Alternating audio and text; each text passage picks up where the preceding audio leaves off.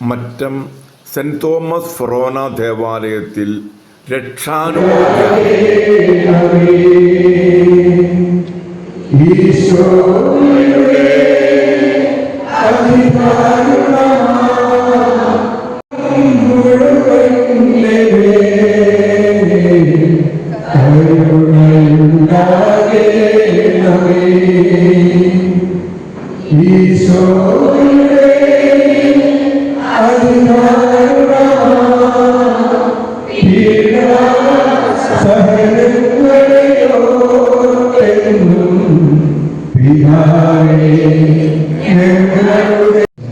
ദൈവത്തിന്റെ ഇഷ്ടമനുസരിച്ച് പ്രവർത്തിക്കേണ്ടവരാണ് നാം ഓരോരുത്തരും.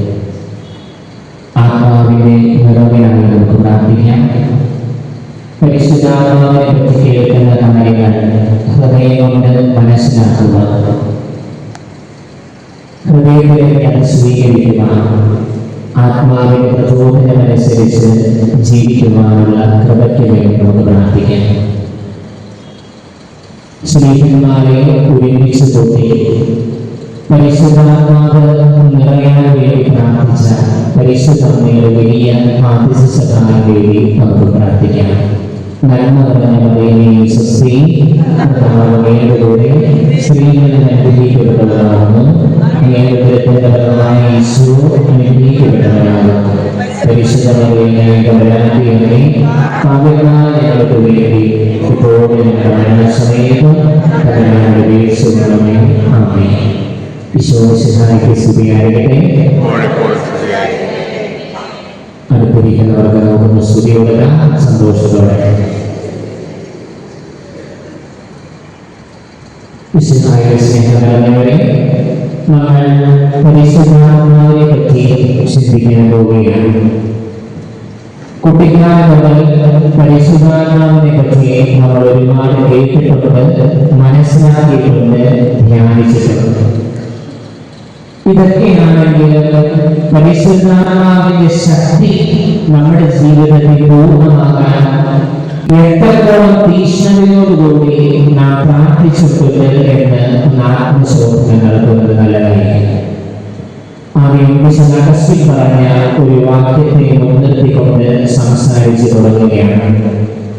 നിങ്ങളിത് മനസ്സിൽ പോയിട്ടോ പുസ്തകത്തിൽ മാത്രമല്ല, മനസ്സിൽ ഹൃദയത്തിൽ എഴുതി വെക്കേണ്ട ഒരു വാക്കാണ്. വിശുദ്ധ അഗസ്റ്റിൻ ഇങ്ങനെ പറഞ്ഞു, എവിടെയെല്ലാം സ്നേഹമുണ്ടോ അവിടെയെല്ലാം ഒരു തൃത്വമുണ്ട്.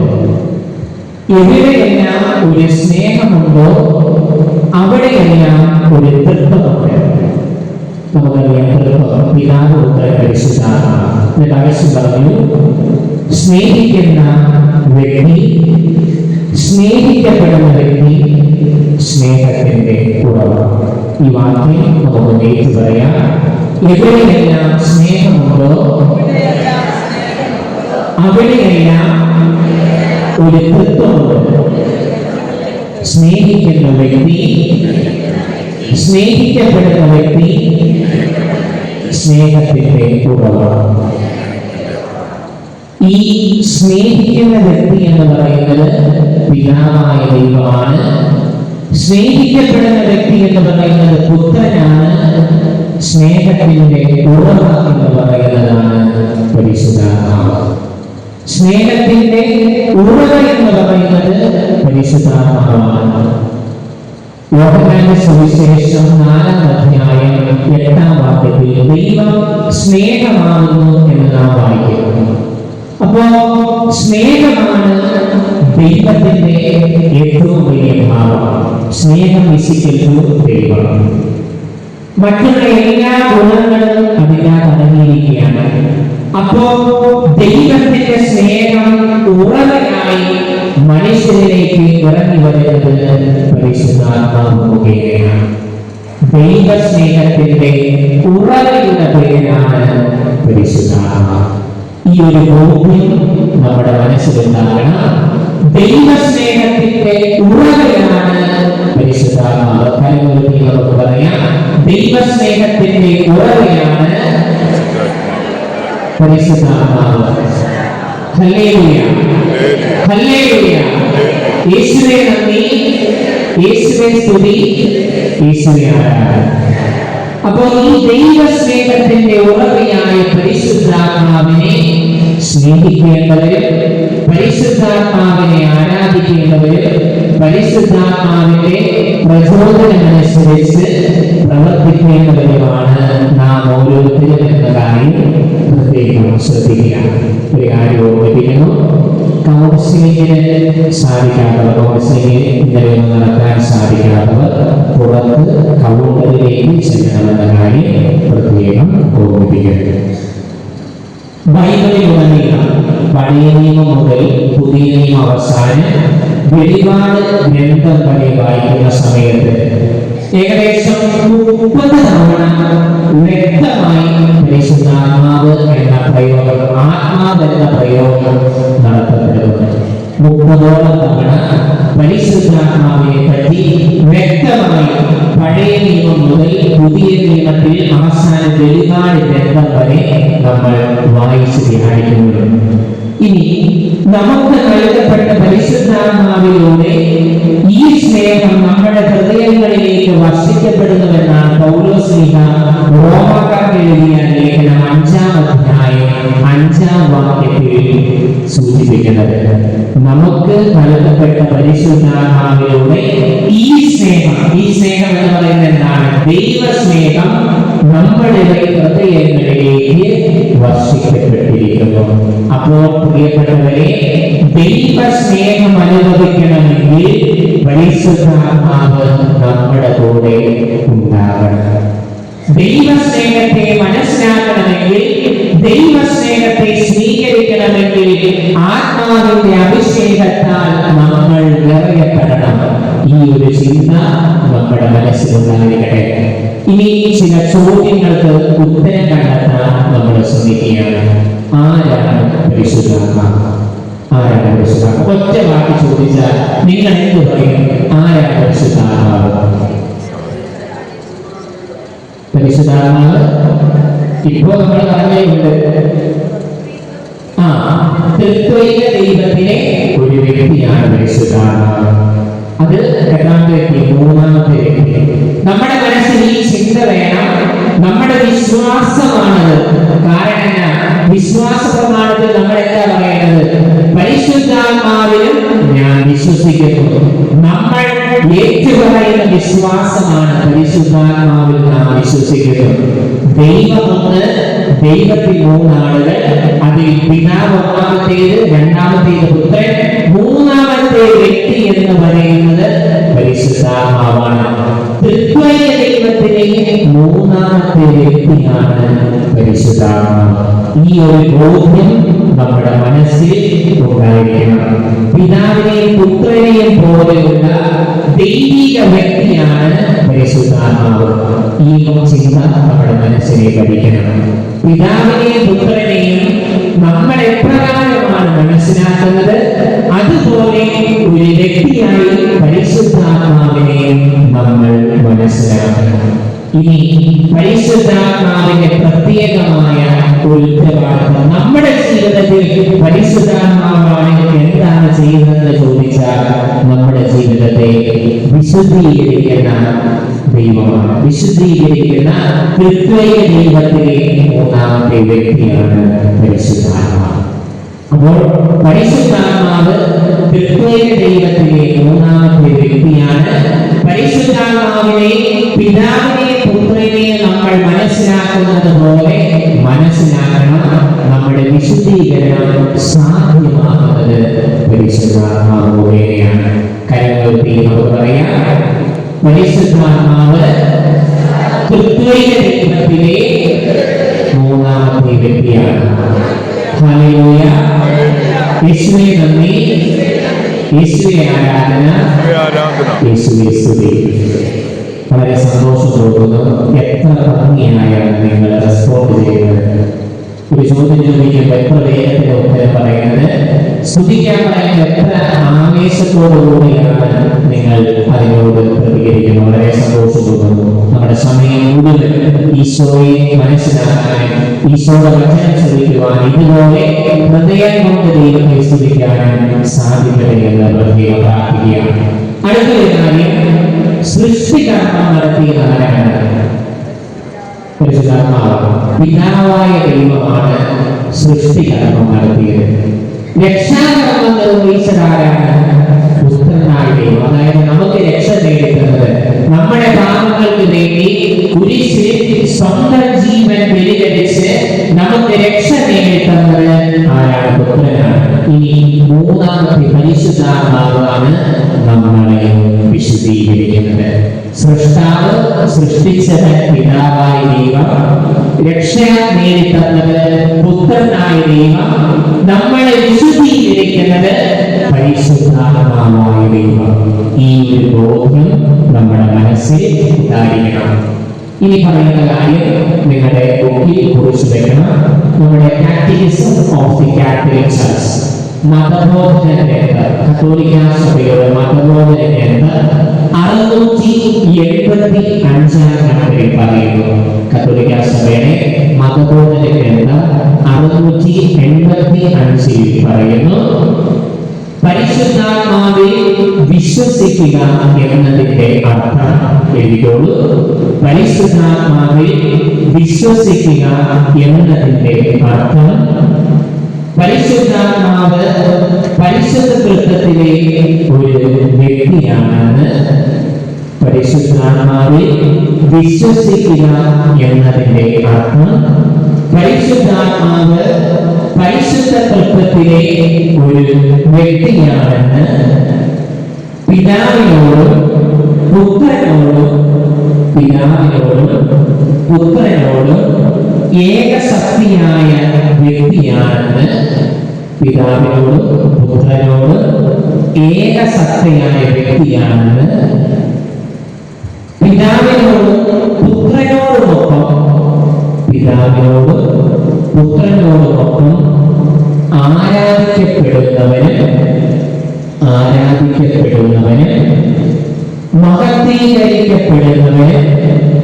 മഹത്വീകരിക്കപ്പെടുന്നവന് ആണെന്ന് ഏറ്റുപറയുക എന്നതാണ്. ഒന്നുകൂടെ വായിക്കാം. നമ്മൾ മനസ്സിലാക്കിയിരിക്കണം, ഈ ഒരു ബോധ്യം മനസ്സിൽ വെച്ചുകൊണ്ട് വേണം പരിശുദ്ധാത്മാവിൽ നമ്മൾ വിശ്വസിക്കേണ്ടത്. പരിശുദ്ധാത്മാവിൽ വിശ്വസിക്കുക എന്നതിന്റെ അർത്ഥം, പരിശുദ്ധാത്മാവ് പരിശുദ്ധ തൃത്വത്തിലെ ഒരു വ്യക്തിയാണെന്ന് പിതാവിനോടും പുത്രനോടും ഏകശക്തിയായ വ്യക്തിയാണെന്ന്, പിതാവിനോടും പുത്രനോടുമൊപ്പം ആരാധിക്കപ്പെടുന്നവനും മഹത്വീകരിക്കപ്പെടുന്നവനും ആണെന്ന് ഏറ്റുപറയുക എന്നതാണ്. ഈ ഒരു ബോധ്യം നമ്മുടെ മനസ്സിലുണ്ടായിരിക്കട്ടെ. നമ്മൾ വിശ്വാസ പ്രമാണം ചൊല്ലുമ്പോൾ ഉള്ളിന്റെ ഉള്ളിൽ നിന്ന് ഏറ്റുപറയുന്നത് ഈ സത്യമാണ്. പരിശുദ്ധാത്മാവിനെ ഞാൻ വിശ്വസിക്കുന്നു എന്ന് പറയുമ്പോൾ ഏക ദൈവമായ പരിശുദ്ധ തൃത്വത്തിലെ മൂന്നാമത്തെ വ്യക്തിയായി പരിശുദ്ധാത്മാവിനെ ഞാൻ മനസ്സിലാക്കുന്നു, പരിശുദ്ധാത്മാവിനെ ഞാൻ ഉറച്ചു വിശ്വസിക്കുന്നു എന്നാണ് നമ്മൾ പറയുന്നത്. അതോടൊപ്പം പിതാവിനോട് പുത്രനോട് ഏകസത്തയാണ് പരിശുദ്ധാത്മാവെന്നും പിതാവിനോടും പുത്രനോടുമൊപ്പം മഹത്വപ്പെടേണ്ടവനാണ് പരിശുദ്ധാത്മാവെന്ന് ഉള്ള സത്യത്തെ നമ്മൾ വിളിച്ചു പറയണം. അതാണ് നമ്മുടെ വിശ്വാസ ജീവിതം. അങ്ങനെ ഏറ്റുപറയുവാൻ നമുക്ക് സാധിക്കുമ്പോൾ ആത്മാവിന്റെ പ്രചോദനം അനുസരിച്ച് ജീവിക്കുവാൻ നമുക്ക് സാധിക്കും. പരിശുദ്ധാത്മാവ് നമ്മളെ നിറയപ്പെടും. അടുത്തൊരു പ്രധാനപ്പെട്ട പോയിന്റ് പരിശുദ്ധാത്മാവിന്റെ ചില സവിശേഷതകളാണ്. ഒന്നാമത്തെ കാര്യമാണ് ഇപ്പൊ പറഞ്ഞ പരിശുദ്ധാത്മാവ് ത്രിത്വൈക ദൈവത്തിലെ മൂന്നാമത്തെ വ്യക്തിയാണ് എന്ന് പറഞ്ഞു. ഇനി നമ്മൾ മനസ്സിലാക്കേണ്ടത് പരിശുദ്ധാത്മാവ് നമ്മുടെ സന്തത സഹചാരിയാണ്. രണ്ടാമതായി വെച്ചു പരിശുദ്ധാത്മാവ് നമ്മുടെ സന്തത സഹചാരിയാണ്. യോഹന്നാന്റെ സുവിശേഷം 14-ാം അധ്യായം 16-17 വാക്യങ്ങൾ, ഞാൻ പിതാവിനോട് അപേക്ഷിക്കുകയും എന്നേക്കും നിങ്ങളോടുകൂടെയായിരിക്കുവാൻ മറ്റൊരു ആശ്വാസകനെ അവിടുന്ന് നിങ്ങൾക്ക് തരികയും ചെയ്യും. നിങ്ങൾക്ക് ആശ്വാസകനെ നൽകുകയും ചെയ്യും. ഈശോ ശിഷ്യന്മാരെ സുവിശേഷ പ്രഘോഷണം എന്നുള്ള ദൗത്യം ഏൽപ്പിച്ച ശേഷം പോകുന്ന സമയത്ത് അവരോട് പറഞ്ഞു, ഞാൻ നിങ്ങൾക്കൊരു സഹായകനെ നൽകും. ഈശോയുടെ വാക്ക് പാഴ്വാക്കല്ല. ഈശോയുടെ വാഗ്ദാനം ഈശോയാണ്. ഇപ്പോ നിങ്ങൾക്ക് മുമ്പിൽ നിന്ന് പരിശുദ്ധാത്മാവിനെ പറ്റി സംസാരിക്കുന്ന എന്റെ കൂടെ എന്റെ സന്തത സഹചാരിയായി പരിശുദ്ധാത്മാവിനെ ഉണ്ട്. ഉണ്ട്. നിങ്ങളുടെ കൂടെ പരിശുദ്ധാത്മാവിനെ നമ്മൾ തിരിച്ചറിയണം. സന്തത സഹചാരിയായി പരിശുദ്ധാത്മാവ് നമ്മുടെ കൂടെ കാണുമെന്ന് നമ്മളോട് പറഞ്ഞത്, നമുക്ക് വാഗ്ദാനം ചെയ്തത് ഈശോയാണ്. ആ വാഗ്ദാനത്തിൽ വിശ്വസ്തനായ ഈശോ തന്റെ ആത്മാവിനെ നമ്മുടെ കൂടെ നമ്മുടെ ഒപ്പം നടക്കാൻ നിയോഗിച്ചിട്ടുണ്ട് എന്ന കാര്യം തിരിച്ചറിയുക. മൂന്നാമതായി, പരിശുദ്ധാത്മാവാണ് നമ്മെ ദൈവാനുഭവത്തിലേക്ക് നയിക്കുന്നത്. പരിശുദ്ധാത്മാവ് പ്രത്യേക ദൈവത്തിലെ മൂന്നാമത്തെ വ്യക്തിയാണ്, ഒന്നാമത്തെ പോയിന്റ്. രണ്ടാമത്, പരിശുദ്ധാത്മാവ് സന്തത സഹചാരിയാണ്. മൂന്നാമതായി, പരിശുദ്ധാത്മാവ് നമ്മളെ ദൈവാനുഭവത്തിലേക്ക് നയിക്കും. എഴുതി വെച്ചോളൂ, പരിശുദ്ധാത്മാവ് നമ്മളെ ദൈവാനുഭവത്തിലേക്ക് നയിക്കും. ദൈവാനുഭവത്തിലേക്ക് നമ്മെ നയിക്കുന്നത് പരിശുദ്ധാത്മാവാണ്.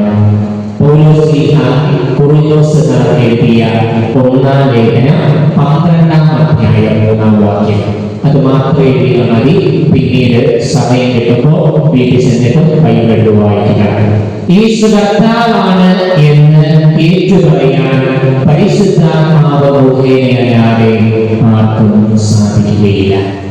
യേശു കർത്താവാണെന്ന് ഏറ്റുപറയാൻ പരിശുദ്ധാത്മാവ് മുഖേനയല്ലാതെ ആർക്കും സാധിക്കില്ല.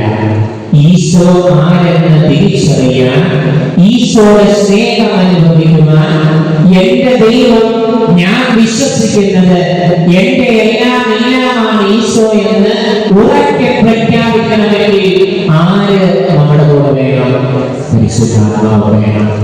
തികഞ്ഞ ദൈവാനുഭവത്തിലേക്ക് നമ്മളെ നയിക്കുന്നത് പരിശുദ്ധാത്മാവ് ആണ്. ഈ ചിന്ത നമ്മുടെ മനസ്സിലുണ്ടായിരിക്കട്ടെ. ഇവിടെ ഈ ധ്യാനത്തിൽ പങ്കെടുക്കുന്ന നിങ്ങൾക്ക് ജീവിതത്തിൽ ഒരു ദൈവാനുഭവം ഉണ്ടായിട്ടുണ്ട് എന്നുള്ളവരുടെ ദൈവഭാവം, ദൈവാനുഭവത്തിലേക്ക് നമ്മളെ പരിശുദ്ധാത്മാവ് കൂട്ടിക്കൊണ്ടുപോകും. വീണ്ടും ഗലാത്യർക്ക് എഴുതപ്പെട്ട ലേഖനം 4-ാം അധ്യായം 6-ാം വാക്യം. ഗലാത്യ 4:6. ആബാ പിതാവേ എന്ന് വിളിക്കുന്ന തന്റെ പുത്രന്റെ ആത്മാവിനെ ദൈവം നമ്മുടെ ഹൃദയത്തിലേക്ക് അയച്ചിരിക്കുന്നു. ആബാ പിതാവേ എന്ന് വിളിക്കുന്ന തന്റെ പുത്രന്റെ ആത്മാവിനെ ദൈവം നമ്മുടെ ഹൃദയത്തിലേക്ക് അയച്ചിരിക്കുന്നു. കാര്യം പറഞ്ഞേ, ഹല്ലേലൂയ, ഹല്ലേലൂയ. അപ്പോ ദൈവം ആരെ നമ്മുടെ ഹൃദയത്തിലേക്ക് അയച്ചിരിക്കുന്നത്? പരിശുദ്ധാത്മാവ്.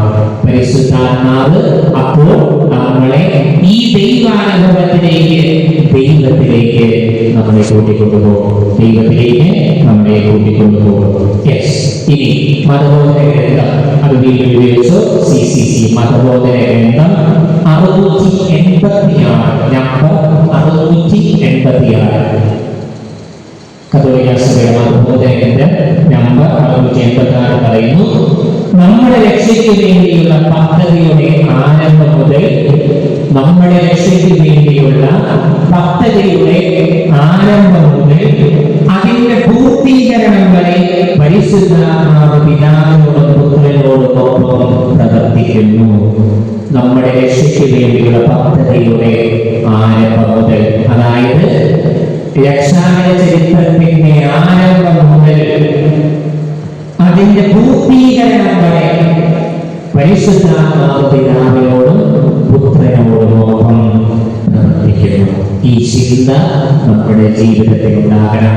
പരിശുദ്ധാത്മാവ് നമ്മുടെ കൂടെ നടക്കുന്നവനാണ് പരിശുദ്ധാത്മാവ്.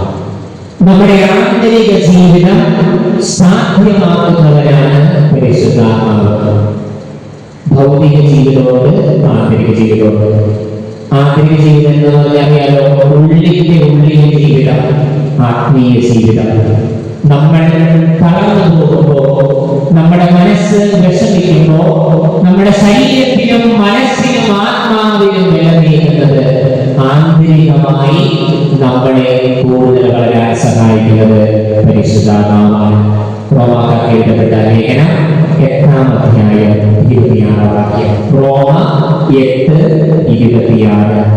നമ്മുടെ ബലഹീനതയിൽ ആത്മാവ് നമ്മെ സഹായിക്കുന്നു. വേണ്ടവിധം പ്രാർത്ഥിക്കേണ്ടത് എങ്ങനെയെന്ന് നമുക്ക് അറിഞ്ഞുകൂടാ. എന്നാൽ അവാച്യമായ നെടുവീർപ്പുകളാൽ ആത്മാവ് തന്നെ നമുക്ക് വേണ്ടി പ്രാർത്ഥിക്കുന്നു. എന്ത് മനോഹരമായ വചനമാണെന്ന് ചിന്തിച്ചേ.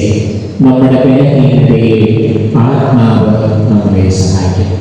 പ്രിയപ്പെട്ടവരെ, വീണുപോകുന്ന അവസ്ഥയിൽ, പരാജയപ്പെട്ടുവെന്ന് കരുതി വിഷമിച്ചിരിക്കുന്ന അവസ്ഥയിൽ ആശ്വാസദായകനായി പ്രാർത്ഥിച്ച് കൂടുതൽ ശക്തി നേടിയെടുക്കുവാൻ, പരാജയത്തിൽ നിന്ന് വിജയത്തിലേക്ക് നടന്നെടുക്കുവാൻ, ജീവിതത്തിൽ നിരാശയിൽ നിന്ന് ആത്മാവിന്റെ സന്തോഷത്തിലേക്ക് കടന്നു വരുവാൻ പരിശുദ്ധാത്മാവ് നമ്മളെ സഹായിക്കും.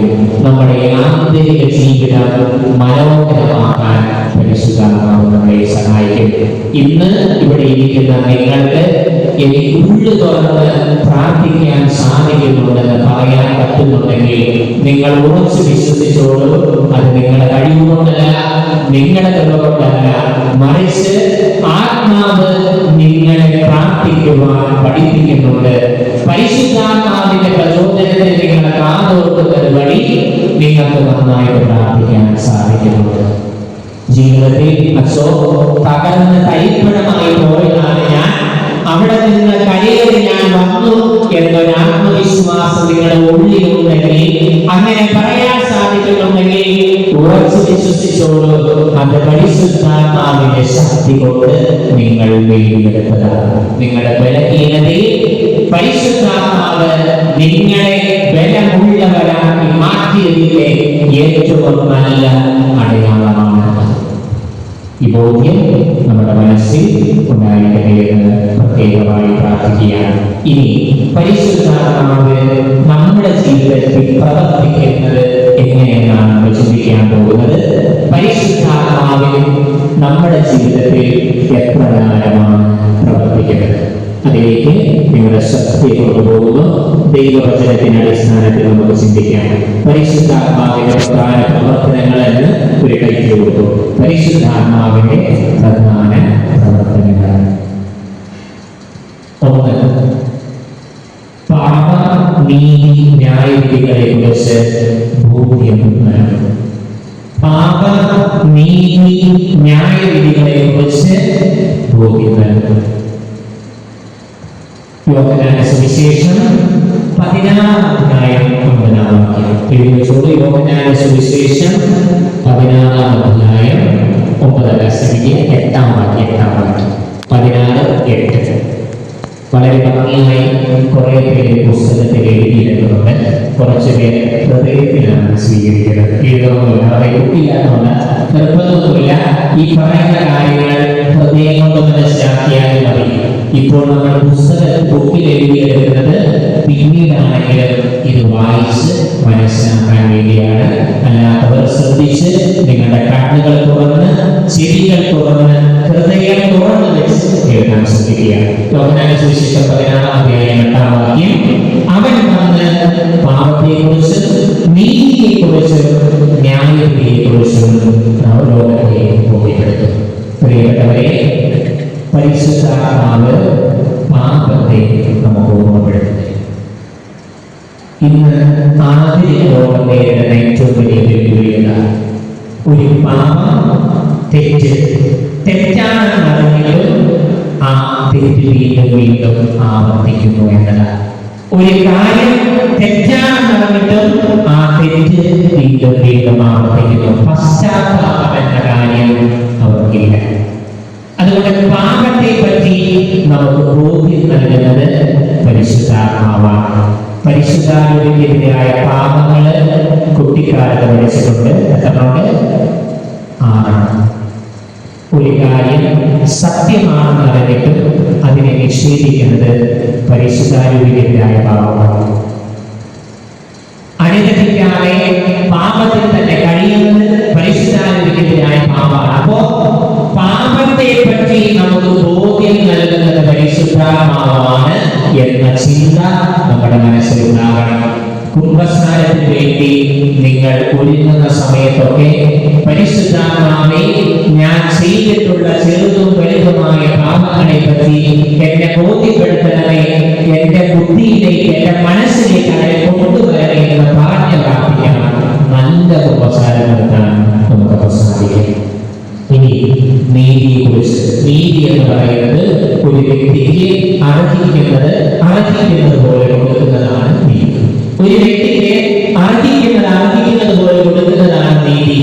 നീതിയെ കുറിച്ച് പരിശുദ്ധാത്മാവ് നമ്മളെ ബോധ്യപ്പെടുത്തുമെന്ന് പറയുമ്പോൾ എന്റെ കൂടെയുള്ള, എന്റെ ചുറ്റുമുള്ള, എന്റെ കുടുംബത്തിലുള്ളവർക്ക് അർഹതപ്പെട്ട രീതിയിൽ ഒഴികഴിവില്ലാതെ ചെയ്തു കൊടുക്കുവാൻ, പറഞ്ഞു കൊടുക്കുവാൻ നമ്മളെ പരിശുദ്ധാത്മാവ് ബോധ്യപ്പെടുത്തും. ഈ ചിന്ത നമ്മുടെ മനസ്സിലുണ്ടായിരിക്കണം. ന്യായവിധി, ഒരു മനുഷ്യൻ ചെയ്ത പ്രവൃത്തികൾ അനുസരണമായി അവൻ വിധിക്കപ്പെടുന്ന ചിന്ത, ബോധ്യം നമ്മുടെ മനസ്സിലേക്ക് തരുന്നത് പരിശുദ്ധാത്മാവാണ്. അപ്പൊ പരിശുദ്ധാത്മാവ് ഒന്നാമത്തെ പ്രവർത്തനം പാപ, നീതി, ന്യായവിധികളെ കുറിച്ച് ബോധ്യം നൽകും. ഒന്നുറക്കെ പറഞ്ഞേ, പാപ, നീതി, ന്യായവിധികളെ കുറിച്ച് ബോധ്യം നൽകും. 2, എഴുതിക്കോളൂ, സത്യത്തിന്റെ പൂർണ്ണതയിലേക്ക് നയിക്കും. സത്യത്തിന്റെ പൂർണ്ണതയിലേക്ക് നയിക്കും. യോഹന്നാൻ സുവിശേഷം 16-ാം അധ്യായം 13-ാം വാക്യം. യോഹന്നാൻ സുവിശേഷം 16-ാം അധ്യായം 13-ാം വാക്യം. സത്യാത്മാവ് വരുമ്പോൾ നിങ്ങളെ സത്യത്തിന്റെ പൂർണ്ണതയിലേക്ക് നയിക്കും. ആരാണ് സത്യത്തിന്റെ പൂർണ്ണത? ആരാണ് സത്യം? ഈശോയാണ് സത്യം. ഈശോയാണ് സത്യത്തിന്റെ പൂർണ്ണത. അപ്പൊ ഈശോയിലേക്ക് നയിപ്പ് നമ്മളെ നയിക്കുന്നതാണ് പരിശുദ്ധാത്മാവ്. ഈ ലോകത്തേക്കാൾ, ഈ ലോകത്തുള്ള കേൾക്കുന്നത്, കാണുന്നതിനും അപ്പുറത്തേക്കുള്ള ഏറ്റവും പരമമായ സത്യം, സത്യത്തിന്റെ പൂർണ്ണത ഈശോയാണ്. ആ പൂർണ്ണതയിലേക്ക് നമ്മളെ നയിക്കുന്നത് പരിശുദ്ധാത്മാവാണ്. സത്യത്തിന്റെ പൂർണ്ണതയിലേക്ക് പരിശുദ്ധാത്മാവ് ഞങ്ങളെ നയിക്കും. സത്യത്തിന്റെ പൂർണ്ണതയിലേക്ക്. Very good. 3, ജഡപ്രവണതകൾ നിയന്ത്രിക്കാൻ ശക്തി നൽകുന്നു. ജഡപ്രവണതകൾ നിയന്ത്രിക്കാൻ ശക്തി നൽകുന്നു. നിയന്ത്രിക്കുക, ഹനിക്കുക എന്ന വാക്ക് അർത്ഥമറിയാലോ. ഉപേക്ഷിക്കുക എന്നാണ്. പാടെ തള്ളിക്കളെ, ജീവിതത്തിൽ മാറ്റുക എന്നാണ്. ജഡപ്രവണതകളെ ഉപേക്ഷിക്കാനെന്ന് മനസ്സിലാക്കുക. ഉപേക്ഷിക്കാനുള്ള ശക്തി നമുക്ക് പരിശുദ്ധാത്മാവ് നൽകും. റോമാക്കാർക്ക് എഴുതിയ ലേഖനം 8-ാം അധ്യായം 13-ാം വാക്യം. റോമ 8:13. ശരീരത്തിന്റെ പ്രവണതകൾ ആത്മാവിനാൽ നിഗ്രഹിക്കുന്നുവെങ്കിൽ നിങ്ങൾ ജീവിക്കും. ശരീരത്തിന്റെ പ്രവണതകൾ ആത്മാവിനാൽ നിഗ്രഹിക്കുന്നുവെങ്കിൽ നിങ്ങൾ ജീവിക്കും. ശരീരത്തിന്റെ പ്രവണതകളെ പരിശുദ്ധാത്മാവിന്റെ പ്രചോദനം കൊണ്ട് ജയിക്കുവാൻ, ആ ശരീരത്തിന്റെ പ്രവണതകളെ പരിശുദ്ധാത്മാവിന്റെ ശക്തിയാൽ ഉപേക്ഷിക്കാൻ സാധിച്ചാൽ നിങ്ങൾ വിജയിക്കുമെന്നാണ് ഈ കാര്യം നമ്മളെ ഓർമ്മപ്പെടുത്തുന്നത്. സെമിനാരിയിൽ പഠിക്കാൻ ചേർന്ന സമയത്ത് ഞങ്ങൾക്കൊരു പുസ്തകം, സ്പിരിച്വൽ റീഡിംഗ്, ആത്മീയ ഗ്രന്ഥമായി എനിക്ക് തന്നിട്ടുണ്ട്. ഇപ്പോഴും ആ പുസ്തകത്തിന്റെ പേര് എന്റെ മനസ്സിലുണ്ട്. ആത്മീയ ജീവിതത്തിലെ ശത്രുക്കൾ. 3 ശത്രുക്കളാണ്. 1 ലോകം, 2 പിശാച്, 3 ശരീരം. നിങ്ങളൊക്കെ കേട്ടിട്ടുള്ളതാണ്. ലോകം, ശരീരം, പിശാച്. ലോകത്തിന്റെ മോഹങ്ങൾ അറിയാം, പിശാചിനെ അറിയാം. ഈ ശരീരത്തിന്റെ പ്രവണത, ഇന്ന് ശരീരം കൊണ്ട് തെറ്റ് ചെയ്യുന്നവരുടെ എണ്ണം കൂടി വരികയാണ്.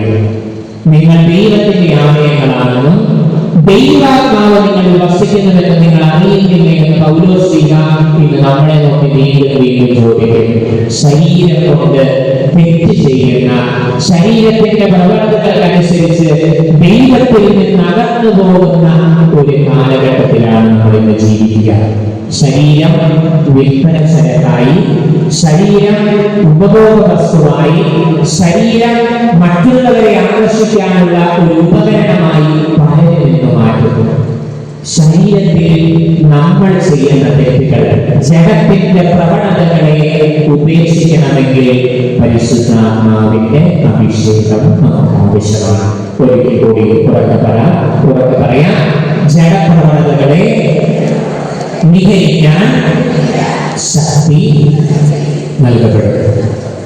4.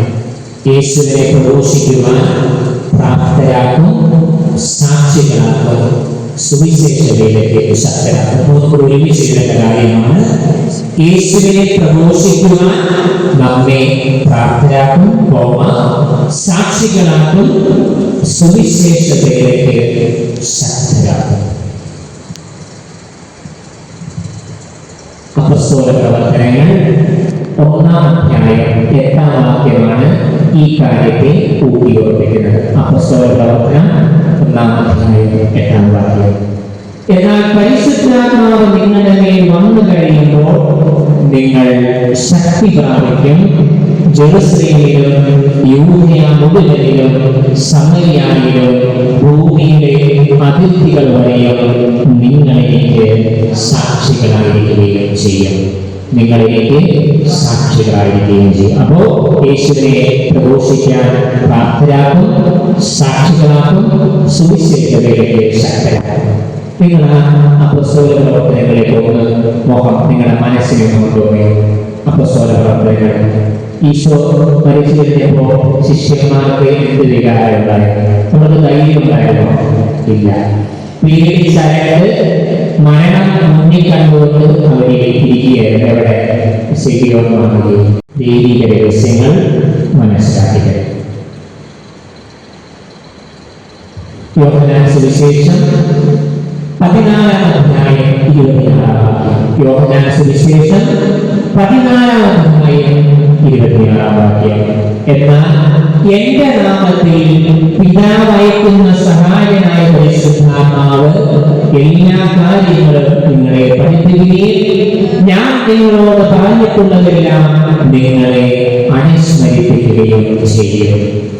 ഇവിടെ ഇരിക്കുന്ന ആർക്കെങ്കിലും പരിശുദ്ധ തൃത്വത്തെ പൂർണ്ണമായി മനസ്സിലായിട്ടുണ്ടോ? എനിക്ക് മനസ്സിലായി. തുറന്നു പറയാം. പിതാവ്, പുത്രൻ, ദൈവം ഒന്ന്, ദൈവത്തെ 3 ആളുകൾ. പെട്ടെന്ന് മനസ്സിലാക്കുമോ? നമുക്ക് ഗ്രഹിക്കുമോ? നിങ്ങൾ ഹൈന്ദവരായ മറ്റ് മതസ്ഥരോട് ഞാൻ പിതാവ്, പുത്രൻ, പരിശുദ്ധാത്മാവുമായ ത്രിയേക ദൈവത്തിനാണ് വിശ്വസിക്കുന്നത്, ഈ 3 പേര് എന്താണെന്ന് ചോദിച്ചാൽ പെട്ടെന്ന് നമ്മളോട് നമുക്ക് ഉറച്ചു കാണാം. പരിശുദ്ധ തത്വത്തെ നമ്മൾ വലിയൊരു രഹസ്യമെന്നാണ് വിശേഷിപ്പിക്കുക. അത് എത്ര പരിശ്രമിച്ചാലും നമുക്ക് പെട്ടെന്ന് മനസ്സിലാക്കാൻ പറ്റില്ല. അതുപോലെ നമ്മുടെ ബൈബിളിലുള്ള ചില വചനങ്ങൾ, നമ്മൾ നടത്തുന്ന ചില കർമ്മങ്ങളൊക്കെ പരിപൂർണമായി മനസ്സിലാക്കാൻ നമുക്ക് സാധിച്ചത് വരില്ല. പക്ഷെ ഇതൊക്കെ ഈ രഹസ്യങ്ങളുടെയൊക്കെ ചുരുക്കുകൾ അണിയും മനസ്സിലാക്കാൻ പറ്റും എപ്പോഴാണ്?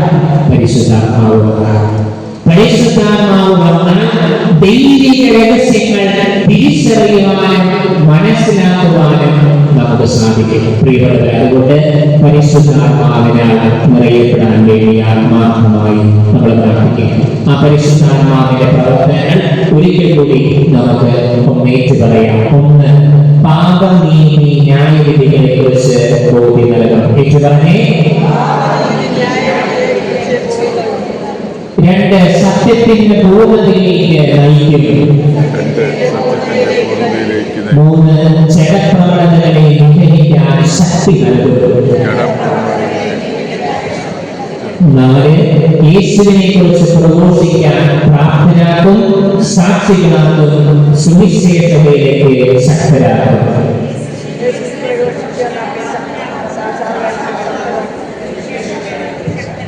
5, ദൈവിക രഹസ്യങ്ങൾ മനസ്സിലാക്കി തരും. ഓക്കെ, പരിശുദ്ധാത്മാവിനെ പറ്റി ആവശ്യത്തിലധികം കാര്യങ്ങൾ നമ്മളിപ്പോൾ മനസ്സിലാക്കില്ലേ? ഇനി ഒരു ചോദ്യം ബാക്കിയുണ്ട്, പറഞ്ഞ് അവസാനിപ്പിക്കുകയാണ്. പരിശുദ്ധാത്മാവിന്റെ അഭിഷേകം ലഭിക്കാൻ എഴുതി വെച്ചോ ഞാൻ ചെയ്യേണ്ടത്, അച്ഛൻ എന്ന നിലയിൽ ഞാൻ ചെയ്യേണ്ടത്, ഇവിടെ ഇരിക്കുന്ന ഒരു വ്യക്തി എന്ന നിലയിൽ നിങ്ങൾ ചെയ്യേണ്ട കാര്യം, ഒന്നാമത് പൂർണ്ണമായി മാനസാന്തരപ്പെടണം. ഒന്നാമതായി പൂർണ്ണമായി മാനസാന്തരപ്പെടണം. അപ്പോസ്തല പ്രവർത്തനങ്ങൾ 2-ാം അധ്യായം 37-38 വാക്യങ്ങൾ.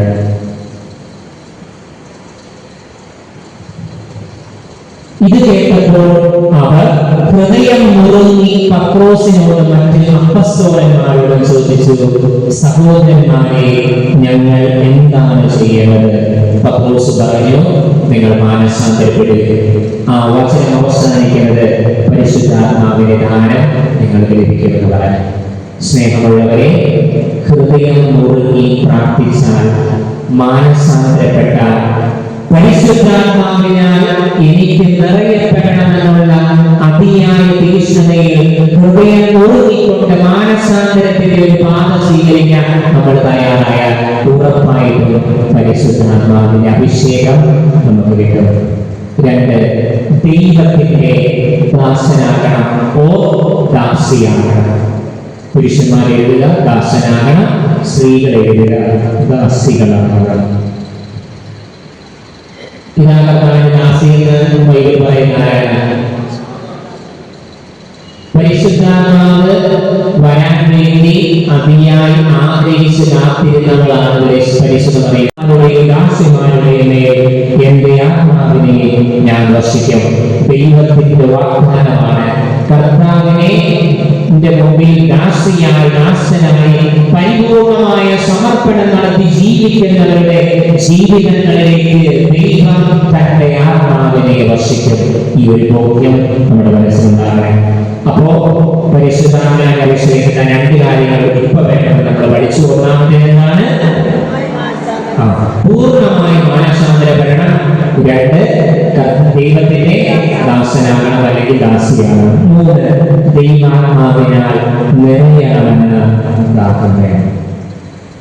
ദൈവാത്മാവിനാൽ നിറയണമെന്ന ദാഹം വേണം. സ്നേഹമുള്ളവരെ, ഗണേശ് സൂചിപ്പിച്ചതുപോലെ ചിറ്റൂർ ധ്യാനകേന്ദ്രത്തിൽ ആഴ്ചയായിട്ടുള്ളൂ. തിരുപ്പട്ട സ്വീകരിച്ച് 3.5 വർഷമേ ആയിട്ടുള്ളൂ. ഇത്ര പെട്ടെന്ന് ധ്യാനകേന്ദ്രത്തിൽ വരുമെന്ന് ഞാൻ സ്വപ്നത്തിൽ പോലും വിചാരിച്ചില്ല. പക്ഷെ ഈ ധ്യാനകേന്ദ്രത്തിൽ വന്ന് ഈ ശുശ്രൂഷകളിൽ പങ്കു ചെയ്യുന്ന സമയത്ത് പ്രത്യേകിച്ച് പരിശുദ്ധാത്മാവിന്റെ അഭിഷേകത്തിന് വേണ്ടി അവിടെ ധ്യാനത്തിന് കൂടുന്ന കൊച്ചുകുട്ടികൾ മുതൽ യുവതിയുവാക്കന്മാർ, അപ്പന്മാർ, അമ്മമാർ പ്രാർത്ഥിക്കുന്നത് കാണുമ്പോൾ, അവരെ പരിശുദ്ധാത്മാവിന് നിറയപ്പെടുന്നത് കാണുമ്പോൾ മനസ്സിലുണ്ടാകുന്ന ഒരു സന്തോഷം എന്ന് പറയുന്നത് വളരെ വലുതാണ്.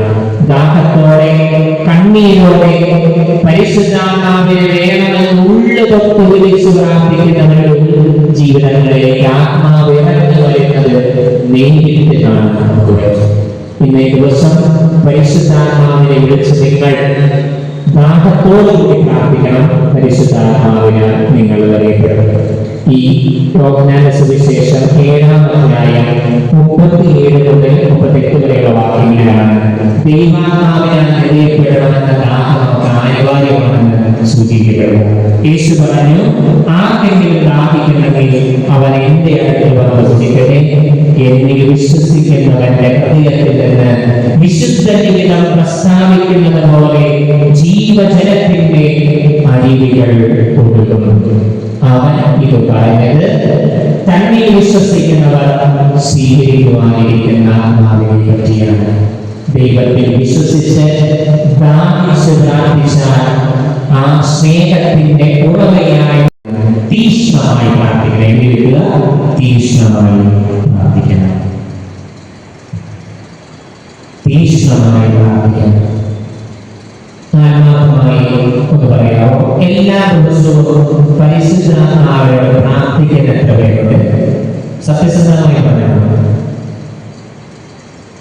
ഓക്കെ, വളരെ കുറച്ച് പേരുണ്ട്. ശരിക്കും പറഞ്ഞാൽ നമ്മൾ പരിശുദ്ധാത്മാവിനോട് പ്രാർത്ഥിക്കുന്ന കാര്യത്തിൽ കുറച്ച് മടിയന്മാരാണ് പഠിച്ചത്. അല്ലെങ്കിൽ നമ്മൾ അങ്ങനെ പരിശുദ്ധാത്മാവിനോട് പ്രാർത്ഥിച്ചാൽ, ഇവിടെയൊക്കെ കൊച്ചുകുട്ടികളോട് ഞാൻ ചോദിച്ചാൽ പറയും പരീക്ഷാ സമയത്ത് പ്രാർത്ഥിക്കാൻ ആ സമയത്ത് എല്ലാവരും പ്രാർത്ഥിക്കണം. ഒരു ജോലി വാക്യങ്ങൾ വീട്ടിൽ പോയോ പാട്ടും വായിക്കാം. അതിന്റെ സാരാംശമാണ് യേശു അവരോട് പറഞ്ഞു, ചോദിക്കുവാൻ നിങ്ങൾ ലഭിക്കും, എന്നാൽ ചോദിക്കുന്ന ഏവനും ലഭിക്കുന്നു. അതിനുശേഷം അവസാനം ഈശോ പറയുന്നു, നിങ്ങൾ ഏതൊരു പിതാവാണ് മകൻ നീ ചോദിച്ചാൽ മകൻ അങ്ങ് ഞങ്ങളിൽ വന്ന് നിറയണമേ. അങ്ങയുടെ പ്രചോദനമനുസരിച്ച് പ്രവർത്തിക്കുവാനും പെരുമാറുവാനും ജീവിക്കുവാനും ഞങ്ങളെ ശക്തരാക്കണമേ. ആത്മാവിന്റെ നിറവിനായി ദാഹത്തോടെ പ്രാർത്ഥിക്കുവാനും ഭീഷണയോടെ പ്രാർത്ഥിക്കുവാനും ദൈവാനുഭവത്താൽ നിറയപ്പെട്ട് പ്രാർത്ഥിക്കുവാനും ഞങ്ങളെ പ്രാർത്ഥനാക്കണമേ. സ്ത്രീകന്മാരുടെ മേൽ ആത്മാവിറങ്ങി വന്നതുപോലെ ഞങ്ങളുടെ ഓരോരുത്തരുടെയും മേൽ പരിശുദ്ധാത്മാവ് ഇറങ്ങി വരട്ടെ. ഞങ്ങളുടെ ബുദ്ധിയെ പ്രകാശിപ്പിക്കുകയും മനസ്സിനെ ശക്തിപ്പെടുത്തുകയും പാപ ന്യായവിധികളെ കുറിച്ച് ഞങ്ങൾക്ക് ബോധ്യം ലഭിക്കുകയും ചെയ്യുമാറാകട്ടെ. ആമേൻ. ഈശോയെ സഹായിക്കേ.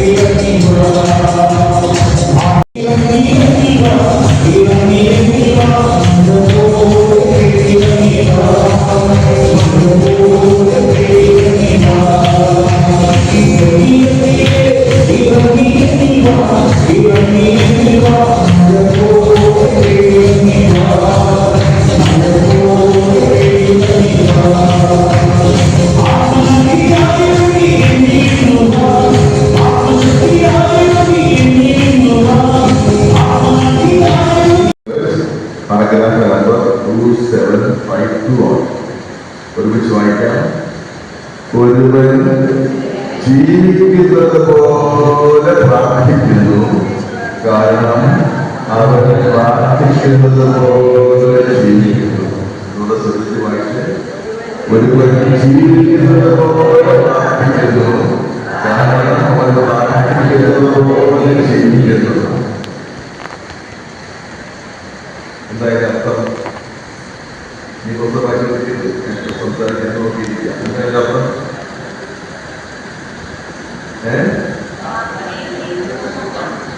പ്രാർത്ഥനയും ജീവിതവും ഒന്നാണ്. കൂടെ വീടുകളൊക്കെ പ്രാർത്ഥനയെല്ലാം എന്ന് പറയുന്നതാണ് അങ്ങോട്ട് മാറുന്ന സൗകര്യമാണ് നോക്കിയ പ്രാർത്ഥന. അതൊരു ജീവിയാണ്. പ്രാർത്ഥനയെല്ലാം ജീവിതവും പ്രാർത്ഥനയും ഒന്ന് തന്നെയാണ്.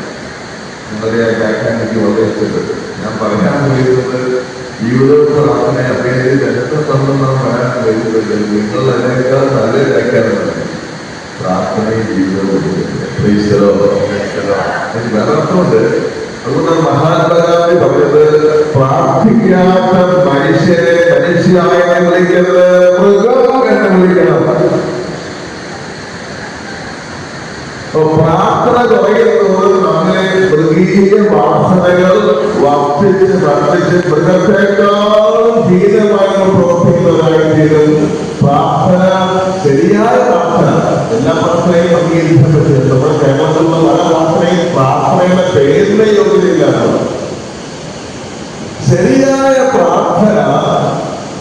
മനുഷ്യനെ ദൈവത്തെ പോലെ ആക്കി മാറ്റും.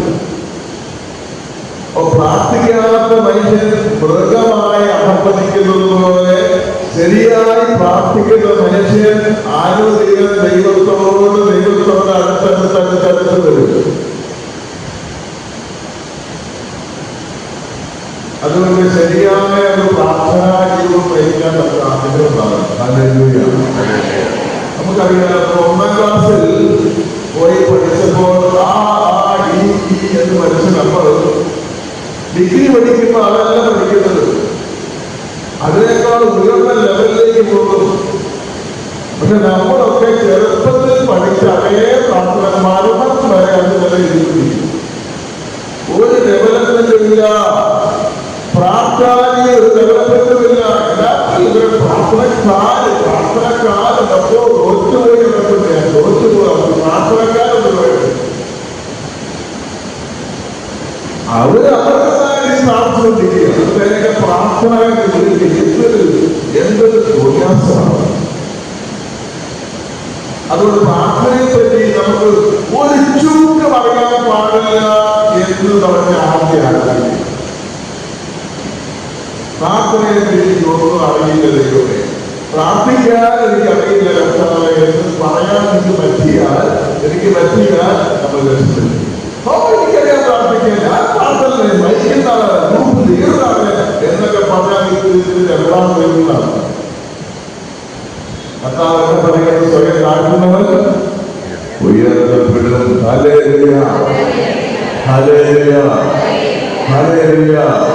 അപ്പോൾ നമുക്ക് പേര് മറിച്ച് അത് വായിച്ച ശേഷം വേറെ പേരിലേക്ക് വരാം. പേര് 217.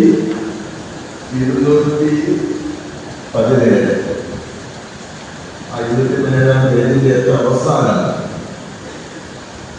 ഉള്ള വാക്യം, അത് റോമാലേഖനം 8-ാം അധ്യായം 26-ാം വാക്യം. റോമാലേഖനം 8-ാം അധ്യായം 26-ാം വാക്യം. അത് നമുക്ക് ഒരുമിച്ച് വായിക്കാൻ ശ്രദ്ധയോടെ.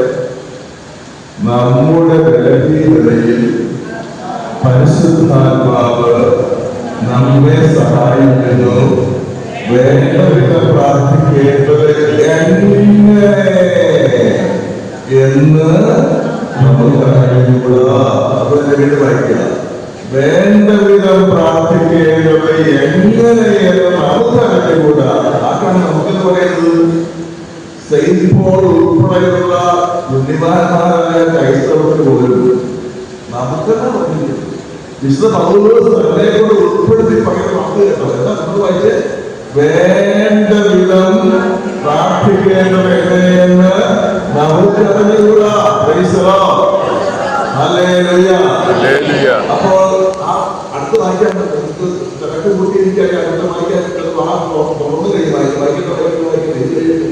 ആദ്യം വായിച്ച ചമങ്ങിക്കടുത്ത് അതിലേക്ക് വെച്ചാൽ ചെറുക്കനായിട്ട് വേറെ പുസ്തകം വായിക്കാൻ പിന്നെ നിർത്തമില്ല. അറുപതിലെ കൊണ്ടുപോലെ വിട്ടതുകൊണ്ട് വായിച്ചു. എന്നാ വായിച്ച എന്നാണ് ഗ്രഹിച്ചോ ആവും. ഇപ്പൊ ഞാൻ വായനയ്ക്ക് ഒരു കഷ്ണം കപ്പക്കഷ്ണം എടുത്തു ചെയ്യാൻ അതല്ല ഇപ്പൊ അടുത്ത കപ്പക്കഷ്ണം അടുത്ത കപ്പക്കഷ്ണം കട്ടുപോയില്ല. ആദ്യമായിട്ട് അവർക്കപ്പോ മനുഷ്യ കടത്തില്ല വേണ്ടേ? ഈ വേദപുസ്തകമായിരിക്കുന്നില്ലേ വേദനക്കേട് പിടിച്ച് പോയില്ല. അതുകൊണ്ട് ആദ്യത്തെ വാക്യം വീണ്ടും വായിക്കും. ഒന്ന് വായിച്ചേ. തുടക്കം എങ്ങനെയല്ല, തുടക്കം വായിക്കാം. നമ്മുടെ ബലഹീനതയിൽ പരിശുദ്ധാത്മാവ് നമ്മെ സഹായിക്കുന്നു. നമുക്ക് പലവിധ ബലഹീനത ഉണ്ട്. പിന്നെ ഉദ്ദേശിക്കുന്ന ബലഹീനത ഇതിനെ പറ്റിയാണ്. അടുത്ത വാക്യം. വേണ്ട വിധം പ്രാർത്ഥിക്കുന്നത് എങ്ങനെയെന്ന് നമുക്ക് അറിഞ്ഞുകൂടാ. മനുഷ്യന്റെ നിരവധിയായ ബലഹീനതകൾ വെച്ച് ഏറ്റവും അടിസ്ഥാന ബലഹീനത വേണ്ട വിധം പ്രാർത്ഥിക്കാൻ സാധിക്കുന്നില്ല എന്നാണ്. ഹല്ലേലൂയ. നിങ്ങൾക്ക് പറയാമോ എന്തായിരിക്കും കാരണം? പൗലോസ്തലീഹ ഉൾപ്പെടെയുള്ള വിശുദ്ധന്മാർക്ക് പോലും വേണ്ട വിധം പ്രാർത്ഥിക്കാൻ സാധിക്കുന്നില്ല. എന്തായിരിക്കും കാരണം? പറഞ്ഞേ.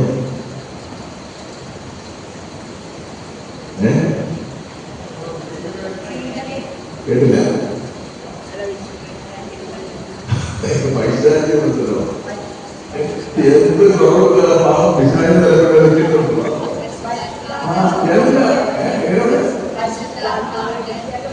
പരിശുദ്ധന്മാരുടെ അതിന് വായിക്കുന്നുണ്ട്. നമുക്ക് യോഹന്നാൻ 4:23 വായിച്ചിട്ടുണ്ടോ? ബൈബിളിൽ വായിക്കാൻ പറഞ്ഞത് യോഹന്നാന്റെ സുവിശേഷം അധ്യായം 4 വാക്യം 23 എന്ന് ഞാൻ വിചാരിക്കുകയാണ്. വായിച്ചു നോക്കാം.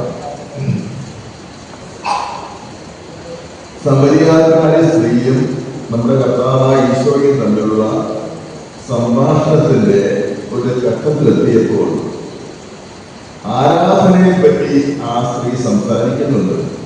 യഹൂദന്മാർ ആരാധിക്കുന്നത് ജെറുസലേമിലാണ്, സമരിയാക്കാര് വേറെ സ്ഥലത്താണ്. ഇതൊക്കെ പോയി സംസാരിക്കുമ്പോൾ കർത്താവ് കൊടുക്കുന്ന മറുപടിയിൽ ഒരു വാക്യം പ്രധാനപ്പെടുന്നുണ്ട്. വായിക്കാം. 4:23 എന്നാൽ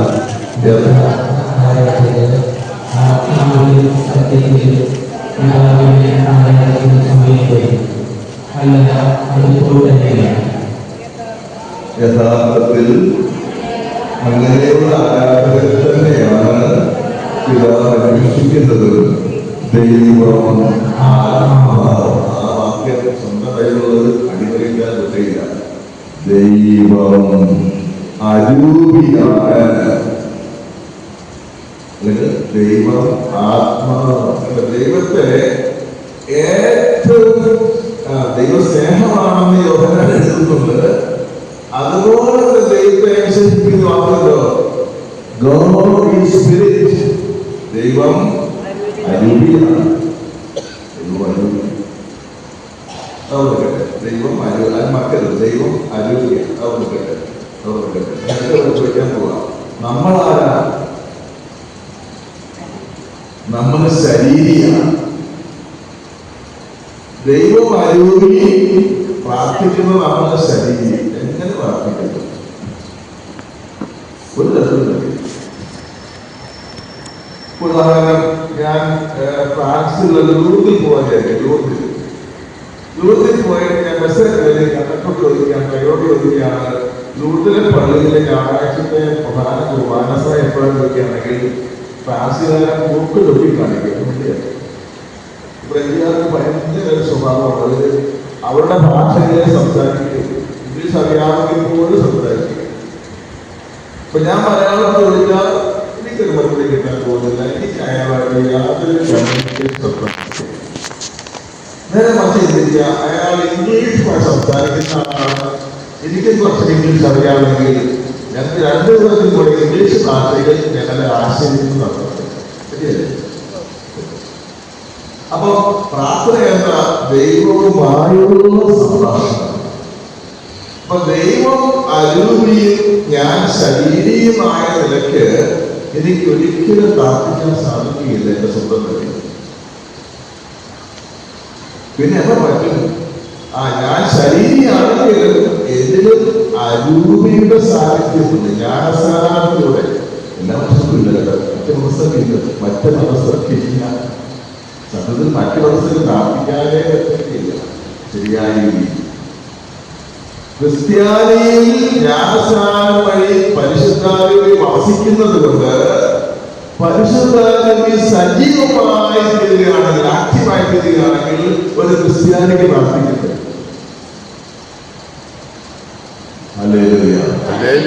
കാര്യം മനസ്സിലായോ? എന്താ? ദൈവം അരൂപിയാണ്. മനുഷ്യൻ സ്വന്തം നിലയ്ക്ക് ശരീരമാണ്. ശരീരിയായ മനുഷ്യന് അരൂപിയായ ദൈവത്തോട് സംസർഗം പുലർത്താൻ, സംഭാഷണം നടത്താൻ സാധ്യമല്ല. Ontologically impossible. അസ്തിത്വാത്മകമായി തന്നെ അസാധ്യമാണ്. എന്നാൽ നമ്മൾ ശരീരി മാത്രമല്ല, ജ്ഞാനസ്നാനം വഴി നമ്മൾ അരൂപി കൂടിയുള്ളത് കൊണ്ട് നമ്മളിലുള്ള അരൂപി ആക്ടിവേറ്റ് ആകുകയാണ്, സജീവമാവുകയാണെങ്കിൽ പ്രാർത്ഥന സാധിക്കും. അതാണ് പറയുന്നത്. നേരത്തെ വായിച്ചൊരു വാക്യം വായിച്ചാൽ മതി. നേരത്തെ വായിച്ചൊരു വാക്യം വായിച്ച് പുസ്തകത്തിൽ 217 പേജിൽ വായിച്ച ഭാഗത്തിന്റെ ബാക്കി വായിക്കുക.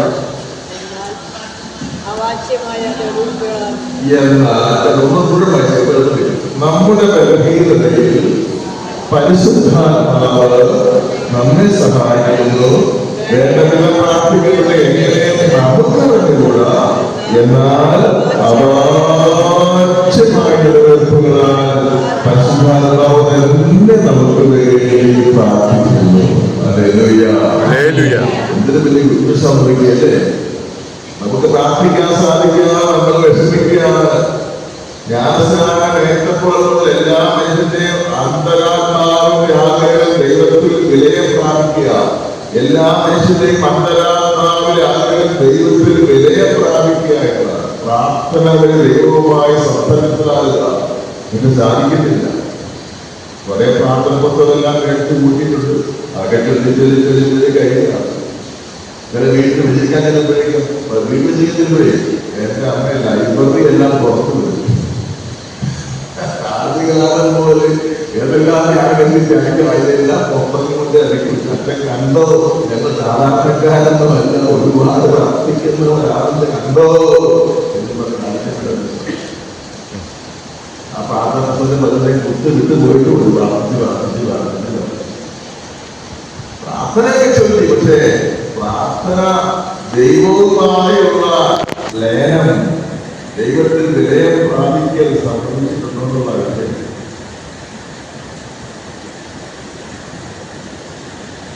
ബാക്കികൾ വായിക്കാം, വായിക്കാം. നമ്മുടെ ബലഹീനതയിൽ പരിശുദ്ധാത്മാവ് നമ്മെ സഹായിക്കുന്നു. വേണ്ടവിധം പ്രാർത്ഥിക്കേണ്ടത് എങ്ങനെയും നമുക്ക് അറിഞ്ഞുകൂടാ, എന്നാൽ അവാച്യമായ തീർപ്പുകളാൽ പരിശുദ്ധാത്മാവ് തന്നെ ആ കണ്ണേറെ വാക്കുന്നുണ്ട്. പരിശുദ്ധാത്മാവ് തന്നെ കണ്ടെന്താ നമ്മൾ അവിടെ വളരെ ചെറിയ ഒരു ഘടകതയാകുന്നത്. മെയിൻ ആള് പരിശുദ്ധാത്മാവാണ്. യഥാർത്ഥ പ്രാർത്ഥനയുടെ പ്രിൻസിപ്പൽ ഘടകം പരിശുദ്ധാത്മാവാണ്, നമ്മളല്ല. നമ്മൾ സാധാരണ ആരാ മെയിൻ പാട്ട്? നമ്മളൊന്നും ചൊല്ലുകയല്ലേ, വിട്ടുകയല്ലേ. പരിശുദ്ധാത്മാവിനെ ഒതുക്കി ഒരു മൂലകം നിർത്തിയിരിക്കുക. നമ്മളാണ് മെയിൻ പാട്ട് പ്രാർത്ഥന. ഇതാണ് സ്വീകരിക്കാൻ പറ്റുന്നത്. Is not acceptable to God, Father. പരിശുദ്ധാത്മാവിന്റെ പ്രാർത്ഥന മാത്രമേ ദൈവം സ്വീകരിക്കുകയുള്ളൂ. താഴെ എഴുതിയിട്ടുണ്ട്. തനിക്ക് പോവുക, ആ പേരിൽ 210 താഴേക്ക് പോവുക. അടുത്ത 2 സബ്ജക്റ്റ് ഒഴിവാക്കുക. അടുത്തത് വായിക്കുക. ദൈവഹിത മനസ്സിലുള്ള പ്രാർത്ഥന എന്നതിലേക്ക് അത്യുത്കൃഷ്ട പ്രാർത്ഥന. എന്നത്തെ പറയാൻ പോകുന്നേ ഉള്ളൂ. വായിച്ചു നോക്കാം. 27 വായിക്കാൻ. ഹൃദയങ്ങൾ പരിശോധിക്കുന്നവനും ആത്മാവിനെ ഇംഗിതം ഗ്രഹിക്കുന്നു. എന്നാൽ ആത്മാവ് ദൈവഹിതമനുസരിച്ചാണ് പ്രാർത്ഥിക്കുന്നത്. കേട്ടോ, എന്നോടാണ് പറയാ, അച്ഛാ എന്റെ മകൻ ജർമ്മനിയിൽ പോകാൻ വേണ്ടി എല്ലാ പേപ്പറുകൾക്കും ശരിയാക്കി വെച്ചിരിക്കാമല്ലോ. ഒന്ന് പ്രാർത്ഥിക്കണേ അവനെ വേറെ അങ്ങോട്ട് എത്തിക്കാൻ എന്ന് പറഞ്ഞ കാറ്റ് പ്രാർത്ഥിക്കണം. കാറ്റ് പ്രാർത്ഥിക്കണം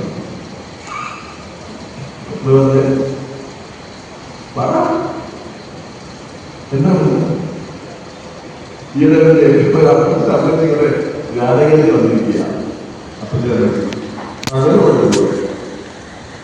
അങ്ങനൊരു ക്രിസ്ത്രീയനായിട്ട് നിൽപ്പുണ്ട്. അമ്മയാണ് വാചാലമായി സംസാരിക്കുന്നത്. അപ്പനും പാവം അമ്മ പറയാ, എന്റെ അച്ഛ ഇവന് എത്ര കാലത്തായി പോയി പ്രാർത്ഥിച്ച് നമുക്ക് എന്ത് ചെയ്യും? അത് വയസ്സ് 35 കല്യാണം വേണ്ട ജർമ്മനിയിലുള്ള മതാമന്മാരെ മാറി മാറി മാറി ഓരോ ദിവസം ഉപയോഗിച്ചുകൊണ്ടിരിക്കുക. ഈ കാണാൻ പറ്റുന്നത് നമ്മൾ കേൾക്കാൻ പറ്റും. പ്രാർത്ഥിച്ച് പറഞ്ഞ് എന്തെങ്കിലും തല്ലായി എന്നാ ഇവൻ ജനിക്കാതെ ആളുകൾ ഞാൻ ഒരുപാട്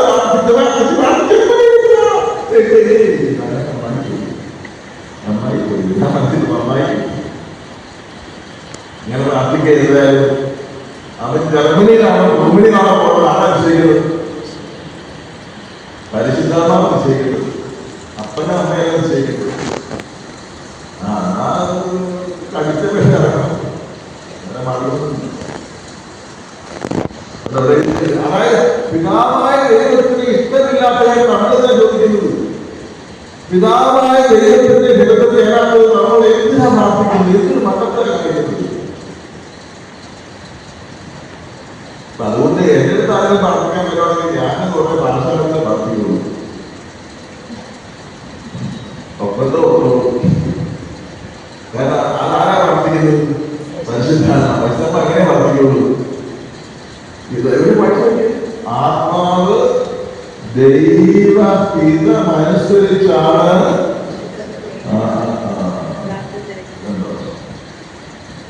നമ്മൾ എന്തെല്ലാം തലകുത്തി പറഞ്ഞാലും പരിശുദ്ധാത്മാവെ സ്വാധീനിക്കാൻ പറ്റില്ല. പുള്ളിക്കാരൻ പറയും, നീ അങ്ങനെയൊക്കെ പറയും, പക്ഷെ ഞാൻ സത്യത്തിനായ പിതാവിനെ ഇഷ്ടപ്പെടുന്ന രീതിയിലേ പ്രാർത്ഥിക്കുന്നു. അതുകൊണ്ട് ഭൂമിയിൽ നിന്നോ സ്വർഗത്തിൽ നിന്നോ പ്രാർത്ഥനകൾ വരുമ്പോൾ പരിശുദ്ധാത്മാവിന്റെ പ്രാർത്ഥനയാണെന്ന് പിതാവ് പ്രത്യേകം ശ്രദ്ധിക്കുകയാണെങ്കിൽ അപ്പത്തെ കിട്ടി. ഈ കൂടുതൽ ഗവേഷണത്തിൽ പോകണം. നമ്മുടെയൊക്കെ പ്രാർത്ഥനയാണെങ്കിൽ പിതാവ് പറയുമ്പോൾ പെൻഡിങ് വെച്ചേക്കാൻ പറയാം. അത് പെൻഡിങ് വെച്ചേക്ക് നോക്കട്ടെ. തന്നില്ലേ 70 വളരെ ഇഷ്ടപ്പെട്ടു. വീട്ടിൽ പോയി വായിക്കാമല്ലോ. നമ്മുടെ പെണ്ണ് വീട്ടിൽ കേൾക്കാൻ പറ്റില്ല. അതുകൊണ്ട് നമ്മള് ആവശ്യമില്ലാത്ത സംതൃപ്തിയിലേക്ക് പോയാലും ഞാൻ വെളുപ്പം എഴുതിയിട്ട് 3:30 കൊണ്ടേങ്ങോട്ടില്ല പറയാമോ. പിന്നെ ആ പുരുഷന്റെ വഴി ആകാശത്തെ മറ്റേന്റെ നാളെ ഒരുമിച്ച് വരുവേ. ഇതിന്റെ ബൈബിൾ സംഗീതം ഒന്ന് പ്രാർത്ഥിക്കും അങ്ങനെ നടന്ന സംബന്ധത്തെ നടന്നുകൊണ്ടിപ്പോ പോവാ.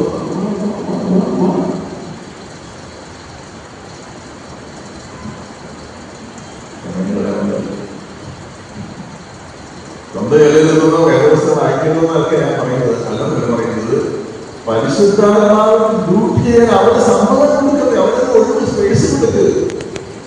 നമ്മളെന്താ വേദി കാണിക്കാനാണ് പോകുന്നത്? നമ്മൾ വേദി കാണുകയും പരിശുദ്ധമായ കക്കായി വളർന്ന പരിപാടിയല്ലേ.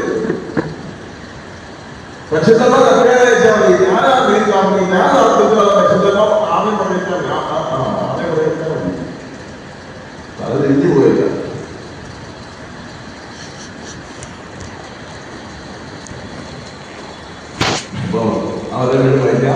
ഹൃദയങ്ങൾ പരിശോധിക്കുന്നവൻ ആത്മാവിന്റെ ഇംഗിതം ഇരിക്കുന്നു. എന്നാൽ ആത്മാവ് ജോസ് കാപ്പൻ എന്നൊരാളുണ്ട്, അറിയുമായിരിക്കും. ജോസ് കാപ്പൻ കേരളത്തിലെ ആത്മീയ രംഗത്ത്, പ്രത്യേകിച്ച് പരിശുദ്ധമായ വരദാനങ്ങളെ പറ്റിയുള്ള അറിവിന്റെ രംഗത്ത് നമ്പർ 1 നിൽക്കാവുന്നതാണ് ജോസ് കാപ്പൻ. വർക്കിയച്ഛന്റെ കൂട്ടത്തില് മെയിൻ ധ്യാനഗുരുവാണ്. അദ്ദേഹം എഴുതിയ പുസ്തകത്തിൽ ഇവരിക്കുന്ന സംഭവം ഞാൻ പറയാം. അദ്ദേഹം ചെറുപ്പത്തിൽ തന്നെ, ഇപ്പൊ 30 വയസ്സായി കാണുന്നു, ചെറുപ്പത്തിൽ തന്നെ കരിസ്മാറ്റിക്കാരെ കൂടി പരിശുദ്ധാത്മാവിന്റെ വരദാനങ്ങൾ പ്രാപിച്ചു. അതിൽ ഏറ്റവും അടിസ്ഥാനപരമാണ് ഭാഷ നിറച്ചേക്ക് ലഭിച്ചു. അദ്ദേഹം ഒരു ദിവസം പലപാടൽ ഗ്രാമത്തിലൂടെ ബസ് യാത്രയിൽ പോവുകയാണ്. അപ്പോൾ ഒരു സ്റ്റോപ്പിൽ നിന്ന് കയറി വന്ന ഒരു സ്ത്രീ ബസ്സിൽ കയറി കൊണ്ട് ബഹളം ഉണ്ടാക്കുന്നത്, ആരോഗ്യമില്ലാതെ തെറി വിളിച്ച് പറയുക, ഓരോ സീറ്റിൽ ഇരിക്കുന്ന ആൾക്കാരെ പോയി ശണ്ട കൊടുക്കുക, ബഹളം ഉണ്ടാക്കുക, ഭയങ്കര കൊല്ലം. അവസാനം ബസ് നിർത്തിയെടുക്കുകയും കണ്ടക്ടർ പ്രകടനം വന്ന് സമാധാനത്തിൽ ആ സ്ത്രീ അടക്കത്തില്ല. ബസ്സിലുള്ള എല്ലാവരും ആ സ്ത്രീക്കെതിരെ സംസാരിച്ചുകൊണ്ടിരിക്കുക. പക്ഷെ ഈ ജോസ് കാപ്പൻ മാത്രം ബാക്കിലെ സീറ്റിൽ ഒരക്ഷരം പിന്നാലെ മൗനമായി പ്രാർത്ഥിക്കുക. അദ്ദേഹം പ്രാർത്ഥിച്ചിരുന്നത് ഭാഷാന്തത്തിലായിരുന്നു. അങ്ങനെ അദ്ദേഹം മൗനമായി ഭാഷാന്തത്തിൽ പ്രാർത്ഥിച്ചുകൊണ്ടിരിക്കുന്നു. മൗനം ഭയങ്കര ബഹളം നടക്കുന്നു. അദ്ദേഹത്തിന്റെ പ്രാർത്ഥന എങ്ങോട്ട് തിരിച്ചതയിലേക്ക് വന്നപ്പോൾ പെട്ടെന്ന് ആ സ്ത്രീ ആൾക്കാരോടുള്ള ലഹള നിർത്തിയിട്ട് തിരിച്ചോടി ബസ്സിന്റെ ബാക്കിലേക്ക് വന്നിട്ട് ജോസിന്റെ മുഖത്ത് വിലച്ചൂണ്ടി പറയുക, നിനക്കാണ് പിശാചുള്ളത്, നീ ഒരു തൂങ്ങിച്ചാണ്, നിനക്കാണ് പിശാചുള്ളത്, നീ ഒരു തൂങ്ങിച്ചാണ്. ആ മനുഷ്യൻ മാത്രം ഇടപെട്ടിട്ടില്ല, ഒന്നും മിണ്ടിയിട്ടില്ല. അദ്ദേഹം മൗനമായിട്ടുള്ള എന്തിനാണ് ഈ സ്ത്രീ അയാളോട് പഠിക്കുന്നത്? അത് പറഞ്ഞു കഴിഞ്ഞ് രാത്രി പെടച്ചറിയും വായിൽ വരേണ്ടതൊക്കെ പറഞ്ഞു. കുറെ കഴിഞ്ഞ ആ സ്ത്രീ പ്ലാറ്റ്ഫോമിൽ എഴുന്നേറ്റ് വന്നപ്പോ അവരുടെ മുഖത്ത് നല്ലൊരു പ്രശ്നമാണ് നോർമലായിട്ട്. ഫിലോസഫൻ അതിന് കൊടുക്കുന്ന ആത്മീയ വിശദീകരണം എങ്ങനെയാണ്? ഈ സ്ത്രീയിൽ കൊലപാതകത്തിന്റെ ഒരു വിശാലം കണ്ടിട്ടില്ല. Spirit of order. അപ്പോൾ ജോസ് കാപ്പൻ ഇതൊന്നും അറിയത്തില്ല. ജോസ് കാപ്പൻ പഠിച്ചിരിക്കുന്ന എന്താണ്? നന്നായി പ്രാർത്ഥിക്കാവുന്നതാണ്, ഭാഷാവന പ്രാർത്ഥന അറിയാവുന്നത്. എന്ത് ചെയ്തു?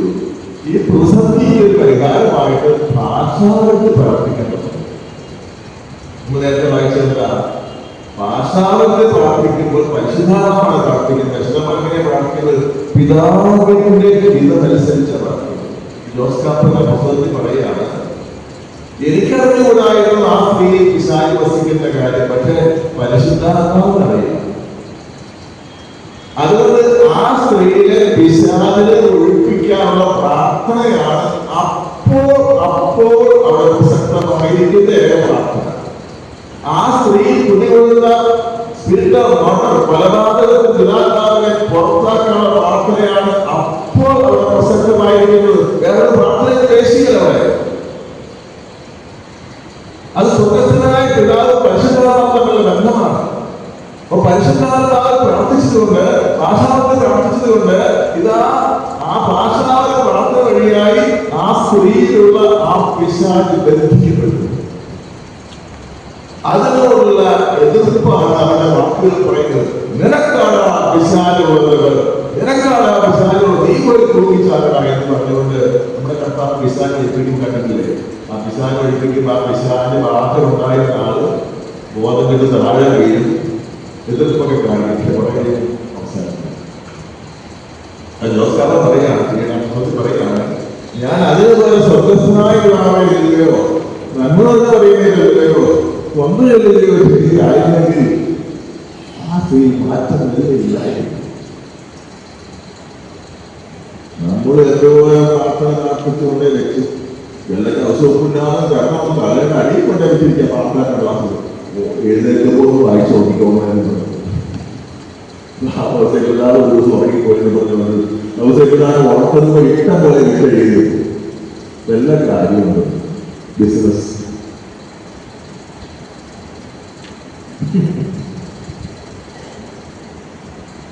തലയണ വെക്കേണ്ട അവസരമില്ലാതെ പ്രാർത്ഥനാശക്തി ഇഷ്ടംപോലെ തലയണയൊക്കെ വെക്കാൻ. ഈ ബിസിനസ് തന്നെ ആത്മീയ കാര്യത്തിൽ നമുക്ക് ബിസിനസ്സാണ്. ലാഭം ഉണ്ടാക്കാനായിരിക്കും അല്ലേ? അധ്വാനിക്കാതെ ലാഭം ഉണ്ടാക്കണം.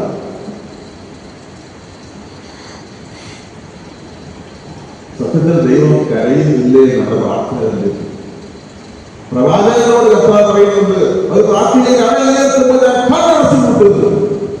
അവർ നിലനിൽക്കുന്ന ആ തിരിഞ്ഞു കളയും. കാരണം മടുത്തു അവരുടെ അനാവാസിയും പൗർണമിയും ആഘോഷവും പെരുന്നാളും പ്രാർത്ഥനയുമുണ്ട്. നമ്മൾ പ്രാർത്ഥിക്കാൻ പഠിക്കുകയാണ്. ഒരു പ്രാർത്ഥന രീതി എന്നാണ് ഭാഷാപരമുള്ള പ്രാർത്ഥന. അതാണ് പരിശുദ്ധനാഥൻ.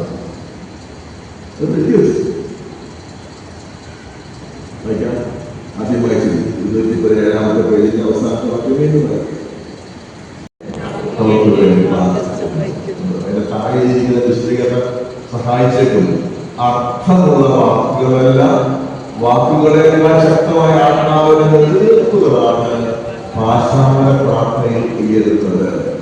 പരിശുദ്ധാത്മാവ് നമ്മുടെ നാമം നിശ്ചയിക്കുന്ന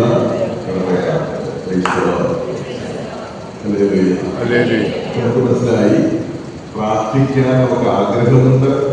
അത് നമ്മുടെ അസ്തിത്വാത്മകമായ അടിയന്തര ആവശ്യവുമാണ്. പക്ഷെ പ്രാർത്ഥിക്കാൻ നമുക്ക് സാധിക്കുന്നില്ല, കാരണം നമ്മൾ ശരീരമാണ്. അതിനാൽ അരൂപി പരിശുദ്ധാത്മ പ്രാർത്ഥിക്കുകയാണ്. ആ പ്രാർത്ഥന രീതി എന്താണ് പറയുന്നത്? എങ്ങനെയാണ്? അർത്ഥമുള്ള വാക്കുകൾ ഒന്നുമില്ല. പിന്നെന്താണ്? അവാച്യമായ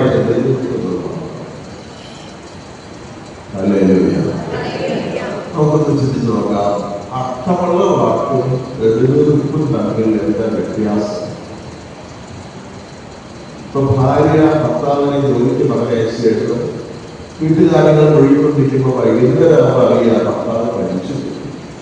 അറിയും മാത്രമല്ല, ഭർത്താവിന്റെ മൃതദേഹം വീട്ടിൽ കൊണ്ടുവന്ന് പിന്നെ ഭാര്യ എന്ത് ചെയ്യും?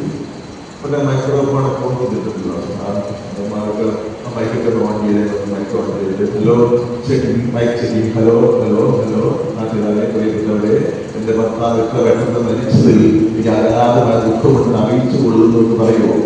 പിന്നെ ഒറ്റ കരച്ചില അല്ലേ? പിന്നെ നിർത്താതെ. അപ്പൊ എനിക്ക് എന്റെ ഭർത്താവ് സങ്കടമുണ്ടെന്ന് പറയുന്നതിനേക്കാൾ 100 കോടി അധികം ശക്തിയുള്ളതല്ലേ ഒരു തെളിവ്, ഒരു പൊട്ടിക്കരച്ചിൽ. അപ്പൊ വാക്കുകൾ പ്രാർത്ഥിക്കുന്നതിനൊക്കെ എത്രയോ വിലയേറിയ പ്രാർത്ഥനയാണ് ഈ പരിശുദ്ധാത്മാവിന്റെ പ്രത്യേക പ്രാർത്ഥനയായ ഭാഷാപരം. കാരണം ഭാഷാപര പ്രാർത്ഥനയിൽ അർത്ഥങ്ങൾ മാത്രമൊന്നുമില്ല, ആത്മാവിന്റെ നെടുവീർപ്പുകളുമാണ്. എല്ലാവരും പ്രാർത്ഥിക്കുന്നത് വളരെ അനുകരിച്ചാണ്. അതിന് മാത്രമല്ല ചില മറ്റുള്ളവരെ എങ്ങനെയാണ് പ്രാർത്ഥിക്കുന്നത് അനുകരിക്കുന്നത്. ശരിക്കും ആത്മാവിന് വരും. ഞങ്ങൾ എല്ലാ ചൊവ്വാഴ്ചയും ധ്യാനകേന്ദ്രത്തിൽ ശിശുക്കളുണ്ട്. ഞങ്ങൾ വല്ലാത്ത സംഭവമാണ് ചൊവ്വാഴ്ച. ഭാഷാവരങ്ങളുടെ സർവ്വതയിൽ ദൈവം നടക്കുന്ന കാഴ്ച കണ്ട കണ്ണു നിറഞ്ഞ് കണ്ണീരുള്ളൂ. ഒരു ചേർത്തിരിക്കപ്പെടുകയാണ്. ഞാൻ 18 കൊല്ലമായി ഭാഷാവരത്തിന് വേണ്ടി പോകാത്ത ധ്യാനകേന്ദ്രങ്ങളില്ല, കിട്ടിയില്ല. ഇപ്പോ ഈ ധ്യാനത്തിൽ വെച്ച് അണപൊട്ടി ഒഴുകുന്നത് പോലെ ഭാഷാവരെ വായിൽ നിന്ന് വരാൻ തുടങ്ങി.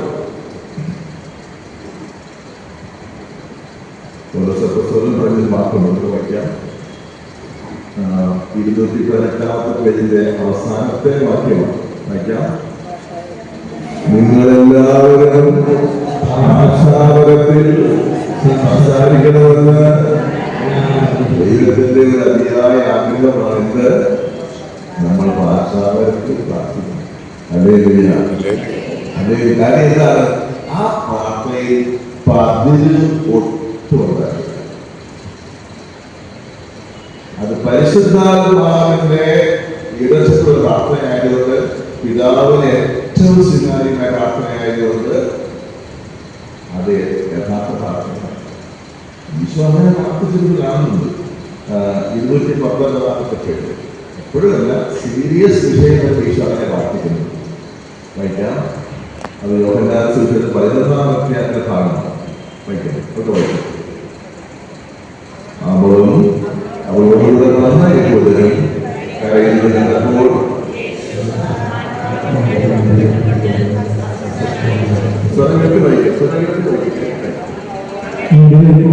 അസ്വസ്ഥനായി ചോദിച്ചു, അവനെ അടക്കിയിരിക്കുന്നത് എവിടെയാണ്? ചോദിക്കുന്നത് ഈശോ എന്താ ചെയ്യുന്നത്?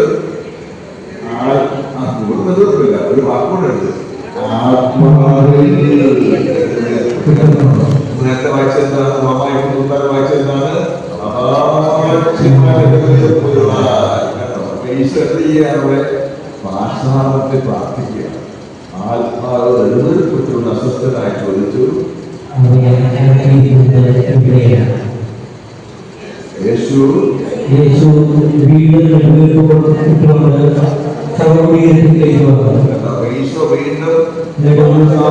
പ്രാർത്ഥിച്ചുകൊണ്ടാണ് കല്ലറയിലേക്ക് പോകുന്നത്. പിന്നെ അപ്പോൾ അവർ മാറ്റി യേശു കണ്ണുകളിലേക്ക് പറഞ്ഞു, പിതാവേ, അങ്ങയുടെ പ്രാർത്ഥന ശ്രമിച്ചതിനാൽ ഞാൻ എനിക്ക് നന്ദി പറയുന്നു. ഈശോ അതിന് മുമ്പ് പ്രാർത്ഥിച്ചു എന്ന് പറയുന്നില്ല, അല്ലെ? പറയുന്നില്ല. ഈശോ ഇവിടെ പറയുന്നത് അങ്ങന്റെ പ്രാർത്ഥന ശ്രവിച്ചതാണ്. എന്താണ് സൂചന? ഈശോ ഭാഷാമൃതത്തിൽ പ്രാർത്ഥിച്ചുകൊണ്ടാണ് ആ കല്ലറയിലേക്ക് പോകുന്നത്. അപ്പോൾ തന്നെ ലാസ്റ്റ് ഉയർത്തെഴുന്നേറ്റ്. അതുകൊണ്ട് ഈശോ നന്ദിയാ പറയുന്നില്ലാതെ പിതാവെ ലാസറിനെ ഒന്ന് ഉയർപ്പിക്കണമേ എന്ന് പറയുന്നില്ല. അതുപോലെ എന്റെ പ്രാർത്ഥന ശ്രമിച്ചതിനാൽ ഞാൻ അങ്ങേക്ക് ലാസർ ഉയർത്തി. അതുകൊണ്ടാണ് ഈശ്വരനെ ലാസറെ ഉയർത്തുക എന്ന് പറയുന്നത്. ലാസറെ പുറത്തു തരിക എന്നാണ് പറയുന്നത്. ലാസർ ഉയർത്തിട്ടില്ലായിരുന്നു, ലാസറെ ഉയർത്തുക എന്നാണ് പറയേണ്ടിയിരുന്നത്. അങ്ങനെയല്ല പറയുന്നത്, ലാസറെ പുറത്തു തരിക എന്നാണ് പറയുന്നത്. യേശു അരുവിൽ പ്രാർത്ഥിച്ചപ്പോൾ പിതാവിന് സ്വീകാര്യമായ പ്രാർത്ഥനയാണ്. കാരണം എന്താ, ആ പ്രദേശത്തുള്ള അനേക യഹൂദന്മാരെ വിശ്വാസത്തെ കൊണ്ടുവരാൻ ഈ അത്ഭുതം ആവശ്യമുണ്ട്. അപ്പൊ നിങ്ങളുടെ മകനെ നമ്മൾ ജാതിയിൽ പോകണോ വേണമെന്നും നിങ്ങൾ അന്വേഷിച്ചാൽ പറ്റില്ല ചെയ്തിട്ടുണ്ട്. അല്ല, അത് മാത്രം ചെയ്യില്ല. അതുകൊണ്ട് ദൈവത്തെ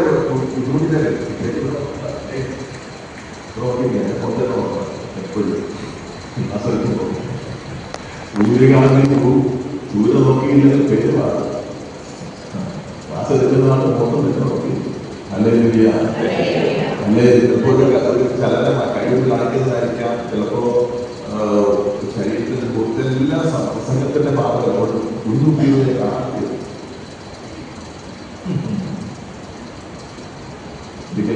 അച്ഛൻ ഞങ്ങൾ കാണിപ്പിക്കുന്നു. അച്ഛനല്ല ബിഷപ്പ് യഥാർത്ഥ വിശ്വാസം അത് പ്രാപിക്കാനുള്ള തീക്ഷ്ണമായ ആഗ്രഹത്തിലേക്ക്. മൂന്നാമത് ആത്മാർത്ഥമായി പ്രാർത്ഥിക്കുന്ന മാലാഖമാരുടെ ആരാധന ശബ്ദമായ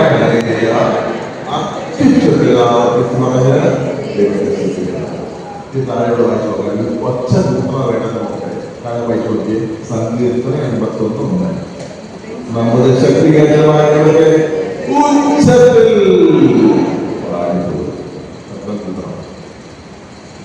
അടുത്തത് വെളിപാട് പുസ്തകത്തിൽ സ്വർഗത്തിൽ കല്ലേറിയ പറയുന്ന എന്തോരം ശബ്ദത്തിലാണെന്ന് യോഹന്നാന് മനസ്സിലായി എഴുതി വെച്ചിരിക്കുന്നതാണ്. വായിക്കാം. ഇതിന് ശേഷം സ്വർഗത്തിൽ വലിയ ജനക്കൂട്ടത്തിൻ്റെത് പോലുള്ള ശക്തമായ എന്തെല്ലാം വിശദീകരിക്കുന്നതൊക്കെ അഡ്ജക്റ്റീവ്സ് ഉണ്ടാവും. വലിയ ജനക്കൂട്ടത്തിൻ്റെത് പോലുള്ള അതിന്റെ ഒരു അഡ്ജക്റ്റീവാണ്, ഒരു വിശേഷമാണ്. പിന്നെ പറയാണ് ഒരു സ്വരം ഞാൻ കേട്ടു. ഇനി അടുത്ത വാക്യം വായിക്കാം. 19:6. പിന്നെ വലിയ ജനക്കൂട്ടത്തിന്റെയും പെരുവെള്ളത്തിന്റെയും ഗംഭീരമായ ഇടിമുഴക്കത്തിന്റെയും ശബ്ദം പോലെയുള്ളൊരു സ്വരം ഞാൻ കേട്ടു. ഹല്ലേലൂയ. അങ്ങനെ പറയാൻ പറ്റുള്ളൂ. എത്ര പറയാൻ പറ്റി? ഈ പറയുന്നത് പോലെ വലിയ ജനക്കൂട്ടത്തിന്റെയും പെരുവെള്ളത്തിന്റെയും ഗംഭീരമായ ഇടിമുഴക്കത്തിന്റെയും ശബ്ദം പോലെ ഹല്ലേലൂയ പറയാൻ പറ്റുന്ന ദൈവം കാണിച്ചത്.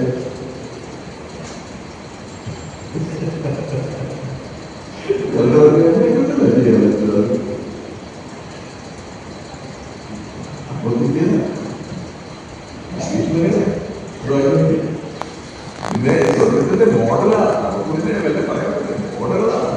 പിന്നെ വലിയ ജനക്കൂട്ടത്തിന്റെയും ദൈവത്തിന്റെ അടിയറവിക്കണം. കേട്ടില്ലേ? പ്രാർത്ഥിക്കും, വിശ്വാസം പ്രാർത്ഥിക്കണം. കണ്ടുകൂടാ. ഇത് 40 വായിക്കുന്ന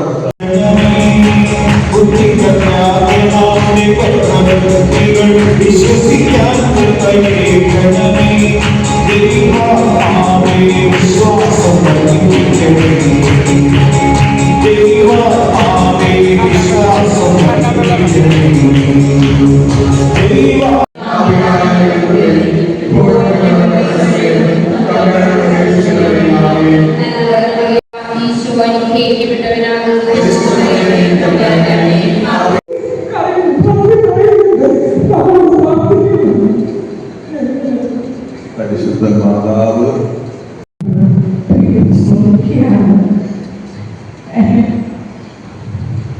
എന്നെ പീഡിപ്പിക്കുന്നു. നിങ്ങളെ പ്രാർത്ഥിക്കുക. എന്നെ പീഡിപ്പിക്കാനും എപ്പോഴും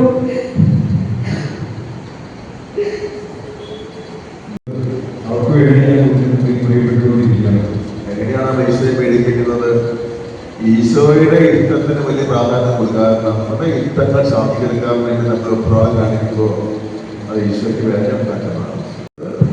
ധ്യാനകേന്ദ്രത്തിൽ നടത്തുന്നതിനുള്ള ശുശ്രൂഷയാണ് ആത്മാവിന്റെ മൈക്കൽ അനുഭവിച്ചറിഞ്ഞത് പങ്കുവയ്ക്കുകയാണ്. പ്ലീസ്.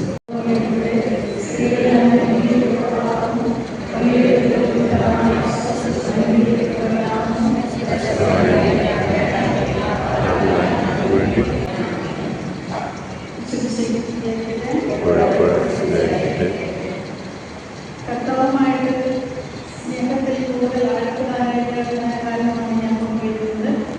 എൻ്റെ വിവാഹത്തിന് ശേഷം ഞങ്ങൾക്ക് ഒരു മകനുണ്ടായി. അവന് വലിയ യാതൊരു കുഴപ്പമില്ല. ഒരു 6 വർഷം കഴിയുമ്പോൾ വീണ്ടും ഒരു മകനെ കർത്താവ് ജന്മം നൽകി. അവനെ ഉണ്ടായപ്പോൾ എനിക്ക് ഭയങ്കര ശക്തിയാണ്. ഇപ്പോൾ ഹോസ്പിറ്റലിൽ തന്നെ കണ്ടിട്ടാണ്. വീട്ടിൽ വരും, വീണ്ടും തിരിച്ചു ഹോസ്പിറ്റലിൽ പോകും. ഈ അവസ്ഥയിലായിരുന്നു. ഒരു 2 മാസം കഴിയുമ്പോൾ എൻ്റെ യുവയിലെ അസിസ്റ്റോ എന്ന ഒരു വിഷയത്തിലാവുമായി. ഡോക്ടർ പറഞ്ഞത് വളരെ ഡേഞ്ചറാണ്. അങ്ങനെ അവർ അഡ്മിറ്റ് ചെയ്ത് മരുന്നെല്ലാം ഇറക്കി. ഈ മരുന്നെല്ലാം ചെയ്ത സമയത്ത് വീട്ടിലൊക്കെ ചെയ്തു. അങ്ങനെ ഇരിക്കുന്ന അവസ്ഥയിൽ ഞങ്ങളുടെ തോന്നിക്കടുത്ത് ഒരു അച്ഛൻ ഉപേക്ഷിച്ചിനെ കാണാൻ വന്നു. അപ്പോൾ എൻ്റെ അമ്മ അച്ഛൻ പറഞ്ഞു, അച്ഛായ മക്കളിൽ പ്രാർത്ഥിക്കുന്നു. അങ്ങനെ അച്ഛൻ വന്നു എൻ്റെ തലയിൽ പ്രാർത്ഥിച്ചു. അതിനുശേഷം ഈ അസുഖം എന്ന പൂർണ്ണമായി മാറി. സർജറി പൂർണ്ണമായി മാറിയില്ല. അതിൽ ഈ വിഷത്തിലാവും മാറ്റപ്പെട്ടു. പിന്നീട് സർജറിയെല്ലാം കുറഞ്ഞു വന്നു. ഒരു 8 മാസമായി കഴിയുമ്പോൾ പെട്ടെന്ന് വേദന ഹോസ്പിറ്റലിലേക്ക് ചെയ്തു. പെട്ടെന്ന് സിസേറിയൻ ചെയ്തു. സിസേറിയൻ ചെയ്ത് കഴിഞ്ഞു. ഈ കുഞ്ഞിനെ കണ്ടപ്പോൾ ഞാൻ പറയാൻ തുടങ്ങി. കുഞ്ഞിനെ കണ്ണില്ല. കണ്ണിൻ്റെ സ്ഥാനത്ത് 2 വരമാണ്. വായില്ല. വായിൻ്റെ സ്ഥാനത്ത് വികാരമാണ്. 2 കുഞ്ഞിൻ ചെടി. മൂന്നാണെങ്കിൽ ഇതെന്നെ പറയും. 2 പതിഞ്ഞിരിക്കുന്നു. 2 ചെറിയ ഹോളാണ്. കണ്ണ് ഒന്നും തുറക്കാൻ പറ്റാത്ത അവസ്ഥ. അങ്ങനെയുള്ള സമയത്ത് ഒത്തിരി ഞാൻ കരുന്നു. പിന്നെ ഹസ്ബൻഡിൽ തന്നെ ആശ്വസിച്ചു. എനിക്കൊന്നും ഒരു ആശ്വാസമായി തോന്നിയില്ല. കുറേ ദിവസങ്ങൾ കഴിഞ്ഞ ശേഷം അവരിങ്ങനെ ഇതൊക്കെ കിടത്തി ഈ കുഞ്ഞിനെ കണ്ണൊക്കെ തുറന്ന് വായിക്കാൻ വീട്ടിലേക്ക് പോയി. ഇനിയും വളരുന്നതോടും ഈ കുഞ്ഞിനെ 2 വയസ്സ് കഴിയുമ്പോഴും യാതൊരു ഭക്ഷണങ്ങളൊന്നും കഴിക്കില്ല. അതിന് പാലൊക്കെ ആണെങ്കിലും നമ്മളൊരു പൊടിയുടെ ടെസ്റ്റ് മണിയൊക്കെ കൊടുത്തി കൊടുത്താൽ ഇതെല്ലാം അരിപ്പക്കൈയിൽ അരിച്ചു വേണം കൊടുക്കും. ഒരു കരി പോലും എൻ്റെ അപ്പോൾ ഛർദ്ദിക്കും. ചോറാണെങ്കിൽ അങ്ങനെ കൊടുക്കുന്നത് കേൾക്കാൻ പറ്റുന്നില്ല. അപ്പോൾ അങ്ങനെയാണ് ഈ കുഞ്ഞിനെ കൊണ്ടുവന്നത്. അപ്പോൾ ഒരു 3 വയസ്സ് കഴിയുന്ന ശേഷം ഞങ്ങൾ ഇതേപോലെ ഒരു ധ്യാനകേന്ദ്രത്തിൽ പോയി. അവിടെ പോയി ജ്ഞാനം കൂടുന്ന അവസരത്തിൽ എനിക്ക് പൂർണ്ണമായിട്ടും ജ്ഞാനത്തിൽ പങ്കെടുക്കാൻ സാധിച്ചില്ല. എന്നുവെച്ചാൽ ഈ 2 മണി മുതൽ ഈ കുഞ്ഞിനെ ഭക്ഷണം കൊടുക്കാനായിട്ട് കൊണ്ടുവന്നു. ഇപ്പോൾ സാധാരണ കുഞ്ഞിനെ കൊടുക്കുന്നവരെ സ്കൂൾ കൊണ്ട് പോയി കൊടുക്കാൻ നമ്മൾ കഴിക്കത്തില്ല. കാലയിലൊക്കെ കിടത്തി ആരെങ്കിലും കയ്യിൽ കാലയിൽ പിടിച്ചൊക്കെ വേണം പോയി കൊടുക്കാൻ. അപ്പോൾ പെട്ടെന്ന് കൊടുത്തു കഴിഞ്ഞാൽ ഇത് ഒന്നിൻ്റെ മുന്നിൽ പോവുകയില്ല. അങ്ങനെ വളരെ ബുദ്ധിമുട്ടിയാണ് ജ്ഞാനം കൂടിയത്. പക്ഷേ കർത്താവ് എനിക്കൊരു വലിയ അനുഗ്രഹം തന്നതെന്ന് വെച്ചാൽ ദൈവത്തെ ശ്രദ്ധിക്കാനും ആരാധിക്കാനുമുള്ള ഒരു വലിയ കൃപ കർത്താവ് എനിക്ക് തോന്നുന്നു. ഇതിനുശേഷം ഞാൻ എങ്ങനെ പോന്നു.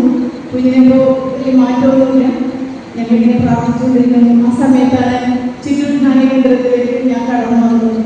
ആ ധ്യാനകേന്ദ്രത്തിൽ എല്ലാ വെള്ളിയാഴ്ചയും ഞാൻ ഈ കുഞ്ഞിനെ കൊണ്ട് അവിടെ ചെന്ന് ആ ഉപവാസ പ്രാർത്ഥനയിൽ പങ്കുകൊള്ളുമായിരുന്നു. വീണ്ടും കുറേ നാൾ കഴിഞ്ഞപ്പോൾ ഞാനും ഹസ്ബൻഡും കൂടി വീണ്ടും ഈ ധ്യാനകേന്ദ്രത്തിലേക്ക് ഒരിക്കൽ ധ്യാനകേന്ദ്രത്തിലേക്ക് പോയി. അപ്പോൾ ഈ കുഞ്ഞിനെ വയ്യാത്തൊരു അവസ്ഥയുണ്ടായിരുന്നപ്പോൾ ഞങ്ങൾ മറയക്കടവിൽ ആദ്യമായിട്ട് കൺവെൻഷൻ നടക്കുന്നതായിരുന്നു. ആ സമയത്ത് കുഞ്ഞിനെ കൊണ്ട് അവിടെ ഞങ്ങൾ നടന്നു. അപ്പോൾ ബഹുമാനത്തെ മാറ്റം നയിക്കുന്നു വെച്ചാൽ പറഞ്ഞു, ചുവന്ന ഉടുപ്പിട്ടിരിക്കുന്ന ഒരു കുഞ്ഞിൻ്റെ ഉദരത്തിൻ്റെ രോഗം, അതുപോലെ അങ്ങനെയുള്ള അസുഖങ്ങളായിരുന്നു. ഉദരത്തിൻ്റെ രോഗവും പനിയും ഛർദ്ദിലും കർത്താവ് സൗഖ്യപ്പെടുത്തുന്നു. ആ കുഞ്ഞിനെ മാതാപിതാക്കൾ ദൈവരാജ്യം അന്വേഷിക്കുക എന്ന് പറഞ്ഞു. അപ്പോൾ ഇവരൊരു 3 വയസ്സ് പ്രായമുള്ളപ്പോഴാണ്. അങ്ങനെ ഞങ്ങൾ പൂർണ്ണമായിട്ടും അത് വിശ്വസിച്ചു. ഞങ്ങളുടെ കുഞ്ഞാണെന്ന് പറഞ്ഞു. അങ്ങനെ അതിനുശേഷമാണ് ഞങ്ങൾ മുന്നോട്ട് വഴി ഞാൻ ഹസ്ബൻഡിൻ്റെ കൂടി ധ്യാനം കൊടുത്തു. ഈ ധ്യാനം കൂടുന്ന അവസരത്തിൽ ഞാൻ ഒത്തിരിയേറെ കരയുകയായിരുന്നു. പിടിപാടൊന്നുമില്ല. എങ്കിലും അപ്പോൾ ഈ അച്ഛൻ പരിക്കലച്ചൻ പറഞ്ഞു, നിങ്ങളെല്ലാവരും നന്നായിട്ട് പ്രാർത്ഥിച്ച് ഒരുങ്ങിപ്പോയി കിടക്കണം. ഇന്ന് നിങ്ങൾ കർത്താവ് സന്ദർശിക്കുന്ന സമയമാണ്. അപ്പോൾ നന്നായിട്ട് പ്രാർത്ഥിച്ച് ഒരുങ്ങി ഞാൻ കിടക്കുന്ന സമയത്ത് അതിരാവിലെ ഈ വെളുപ്പിനാണ്, ഒരു 3 മണിക്കൊക്കെ മുമ്പാണ് ഈശോ എൻ്റെ അടുത്ത് വന്നു. ഈശോ എൻ്റെ അടുത്ത് വന്നിട്ട് ഈശോയുടെ കൈകൾ ഇങ്ങനെ കാണിച്ചു. എന്നിട്ട് പറഞ്ഞു, മുലകുടിക്കുന്ന കുഞ്ഞിനെ അമ്മയ്ക്ക് മറക്കാനാവും. പെറ്റമ്മ പുത്രനോട് ധനനാണെന്ന് അറിയിക്കുന്നു. അവൾ മറന്നാലും ഞാൻ നിന്നെ മറക്കുകയില്ല. ഇതാ നിന്നെ ഞാൻ എൻ്റെ ഉള്ളങ്കയിൽ രേഖപ്പെടുത്തിയിരിക്കുന്നു. ഈ വചനം പറഞ്ഞു. യെശയ്യാ 49:15 ആദ്യം പറഞ്ഞു. വീണ്ടും ഈശോ പറഞ്ഞു, ജെറമ്യാ 39 എഫ്രായിം എന്റെ വത്സരപുത്രനെ, എന്റെ ഓമനപുത്രൻ, അവന് വിരോധമായി പെരുമാറുമ്പോഴെല്ലാം അവന്റെ സ്മരണ എന്നെ ഒതുക്കുന്നു. എനിക്ക് അവന്റെ നിസ്സീമമായ കരുണ തോന്നുന്നു. ഈ വചനം ഇങ്ങനെ കർത്താവ് തോന്നുന്നു. അപ്പോൾ ഇതിനെക്കുറിച്ചുള്ള ആകുലതകളും ഉത്കണ്ഠകളും എന്നിൽ നിന്ന് മാറിപ്പോയി. Praise the Lord. ഹല്ലേലൂയ, ഹല്ലേലൂയ. അപ്പോൾ ദൈവരാജ്യത്തെ കുറിച്ച് കൂടുതൽ പ്രാർത്ഥിക്കാനും എല്ലാം തുടങ്ങി. റോമ 5:4-5 പറയുന്നു, എന്തെന്നാൽ കഷ്ടത സഹനശീലവും, സഹനശീലം ആത്മധൈര്യവും, ആത്മധൈര്യം പ്രത്യാശയും ഉളവാക്കുന്നു. എന്തെന്നാൽ ദൈവത്തിന്റെ സ്നേഹം പരിശുദ്ധാത്മാവിലൂടെ നമ്മുടെ ഹൃദയത്തിലേക്ക് ചൊരിയപ്പെട്ടിരിക്കുന്നു. 2 കൊരിന്ത്യർ 1:22 പറയുന്നു, അവിടുന്ന് തമ്മിൽ തന്റെ മുദ്ര പതിപ്പിക്കുകയും അച്ചാരമായിട്ട് അവിടുന്ന് തന്റെ ആത്മാവിനെ നമ്മുടെ ഹൃദയങ്ങളിലേക്ക് ചൊരിയപ്പെടുകയും ചെയ്തിരിക്കുന്നു. 1 യോഹന്നാൻ 3:1 പറയുന്നു, കണ്ടാലും എത്ര വലിയ സ്നേഹമാണ് പിതാവ് നമ്മളോട് കാണിച്ചിരിക്കുന്നത്. നമ്മൾ ദൈവമക്കൾ എന്ന് വിളിക്കപ്പെടുന്നു. അങ്ങനെ കാണുവാനും യോഹന്നാൻ 15:16 പറയുന്നു, നിങ്ങൾ എന്നെ തിരഞ്ഞെടുക്കുകയല്ല, ഞാൻ നിങ്ങളെ തിരഞ്ഞെടുത്തിരിക്കുകയാണ് ചെയ്തിരിക്കുന്നത്. Praise the Lord. ഹല്ലേലൂയ, ഹല്ലേലൂയ, ഹല്ലേലൂയ. അങ്ങനെയാണ് കർത്താവിന്റെ സ്നേഹത്തിൽ വളരാനായിട്ട് ഞങ്ങൾക്ക് സാധിച്ചത്. അങ്ങനെ പ്രാർത്ഥനയിൽ കൂടുതൽ ആഴപ്പെടാൻ തുടങ്ങി. അപ്പോൾ കർത്താവ് പറഞ്ഞു, ജെറമ്യാ 33:3 എന്നെ വിളിക്കുക, ഞാൻ മറുപടി നൽകും. നിന്റെ ബുദ്ധിക്ക് അതീതവും മഹത്വമായ കാര്യങ്ങൾ ഞാൻ നിനക്ക് വെളിപ്പെടുത്തി തരും. ഈ മാസം 4:7 നാം വിളിച്ചപേക്ഷിക്കുമ്പോഴൊക്കെ നമ്മുടെ ദൈവമായ കർത്താവ് നമുക്ക് സമീപസ്ഥനായിരിക്കുന്നത് പോലെ ദൈവം ഇത്ര അടുത്തുള്ള ഏത് ശ്രേഷ്ഠ ജനതയാണ് ഉള്ളത്. എങ്കിലും കഷ്ടതകളും എല്ലാം നമ്മുടെ കൂടെ ഉണ്ടെങ്കിലും കർത്താവിന്റെ വലിയ കരുതലും താങ്ങുകളും എപ്പോഴും ഞങ്ങളുടെ കൂടെ ഉണ്ടായിരുന്നു. ജെറമ്യാ 29:11-12 പറയുന്നു, കർത്താവ് അരുളി ചെയ്യുന്നു, നിങ്ങളെക്കുറിച്ചുള്ള പദ്ധതി എന്റെ മനസ്സിലുണ്ട്. നിങ്ങളുടെ നാശത്തിനുള്ളതല്ല, ക്ഷേമത്തിനുള്ള പദ്ധതി, നിങ്ങളുടെ ശുഭമായ ഭാവിയും പ്രത്യാശയും തരുന്ന പദ്ധതി. അപ്പോൾ നിങ്ങൾ എന്നെ വിളിച്ചപേക്ഷിക്കും, എന്റെ അടുത്ത് വന്ന് പ്രാർത്ഥിക്കും, ഞാൻ നിങ്ങളുടെ പ്രാർത്ഥന സ്വീകരിക്കും. നിങ്ങൾ എന്നെ അന്വേഷിക്കും, പൂർണ്ണ ഹൃദയത്തോടെ നിങ്ങൾ അന്വേഷിക്കുമ്പോൾ എന്നെ കണ്ടെത്താൻ ഞാൻ ഇടവരുത്തും. നിങ്ങൾ എന്നെ കണ്ടെത്താൻ ഞാൻ ഇടവരുത്തുമെന്ന് കർത്താവ് അറിയിച്ചു. അങ്ങനെ നമ്മുടെ ഐശ്വര്യം കർത്താവ് പുനഃസ്ഥാപിക്കുകയും ചെയ്യും. Praise the Lord. Hallelujah, hallelujah. അങ്ങനെ ഞാൻ എല്ലാ വെള്ളിയാഴ്ചയും ഈ കുഞ്ഞിനെ കൊണ്ട് ഇത് നടക്കില്ല, 4 വയസ്സ് കഴിഞ്ഞിട്ട് നടക്കില്ല, കൈകാലം വൃത്തിയാണ് നടക്കുന്നത്. ഈ കുഞ്ഞിനെ കൊണ്ട് ഞാൻ എല്ലാ വെള്ളിയാഴ്ചയും ചിരുദ്ധാരകേന്ദ്രത്തിൽ ഏറ്റവും ഫ്രണ്ടിൽ പോയിരിക്കും. അങ്ങനെ അവിടുത്തെ ഈ പ്രാർത്ഥന ഓരോ വെള്ളിയാഴ്ചയും ഞാൻ ഈ കുഞ്ഞിനെ കൊണ്ട് ഓടിക്കഴിയുമ്പോൾ ഈ കുഞ്ഞിന് മാറ്റമുണ്ടായി. ഇവൻ നടക്കാൻ തുടങ്ങി, ഇവൻ എല്ലാ ഭക്ഷണങ്ങളും കഴിക്കാൻ തുടങ്ങി. Praise the Lord. ഹല്ലേലൂയ, ഹല്ലേലൂയ, ഹല്ലേലൂയ. അങ്ങനെ കർത്താവ് സഹനങ്ങൾ തന്നാലും നമ്മൾ കർത്താവിനെ ഉപേക്ഷിക്കാതെ ദൈവത്തിന്റെ അടുത്തേക്ക് ചേർന്ന് നിൽക്കുമ്പോൾ ദൈവം നമ്മളെ സമൃദ്ധമായി അനുഗ്രഹിക്കും. ഞങ്ങളെ പ്രത്യേകിച്ച് ദശാംശമൊന്നും കൊടുക്കില്ലായിരുന്നു. അപ്പൊ ഞാൻ വിദ്യാലയത്തിൽ സ്ഥിരമായി പോകാൻ തുടങ്ങിയപ്പോൾ അവിടെ അച്ഛൻ്റെ ക്ലാസ്സൊക്കെ കേട്ടുമ്പോൾ എനിക്ക് മനസ്സിലായി നമ്മൾ ദശാംശം കർത്താവിനെ കൊടുക്കണമെന്ന്. അതിന് ഞാൻ വീട്ടിൽ വന്ന് ഹസ്ബൻഡിനോട് പറയുമ്പോൾ ഹസ്ബൻഡ് പറയും, നമ്മൾ പ്രത്യേകിച്ച് ദശാംശം മാറ്റില്ല, നമ്മൾ പള്ളിയിൽ കൊടുക്കുന്നു, ജ്ഞാനകേന്ദ്രത്തിൽ കൊടുക്കുന്നു, ആരെങ്കിലും സഹായം ചോദിച്ചാൽ അവർക്ക് കൊടുക്കുന്നു, പിന്നെ പ്രത്യേകിച്ച് അങ്ങനെ മാറ്റം തന്നു. പക്ഷെ ഞാൻ ഈ കർത്താവിനെ സമർപ്പിച്ച് പ്രാർത്ഥിക്കുന്നതായിരുന്നു. ഒരു ദിവസം ഞങ്ങളുടെ കുടുംബ പ്രാർത്ഥന സമയത്ത് ഞങ്ങൾ ജോമാലയിലേക്ക് കഴിഞ്ഞ് കർത്താവിനോട് ഞങ്ങൾ പ്രാർത്ഥിക്കും, കർത്താവെ ഞങ്ങളോട് ഒന്ന് സംസാരിക്കണമേ എന്ന് പ്രാർത്ഥിച്ചുകൊണ്ട് എൻ്റെ ഹസ്ബൻഡാണ് വചനം. അങ്ങനെ വചനം എടുത്ത സമയത്ത് മലാഖയുടെ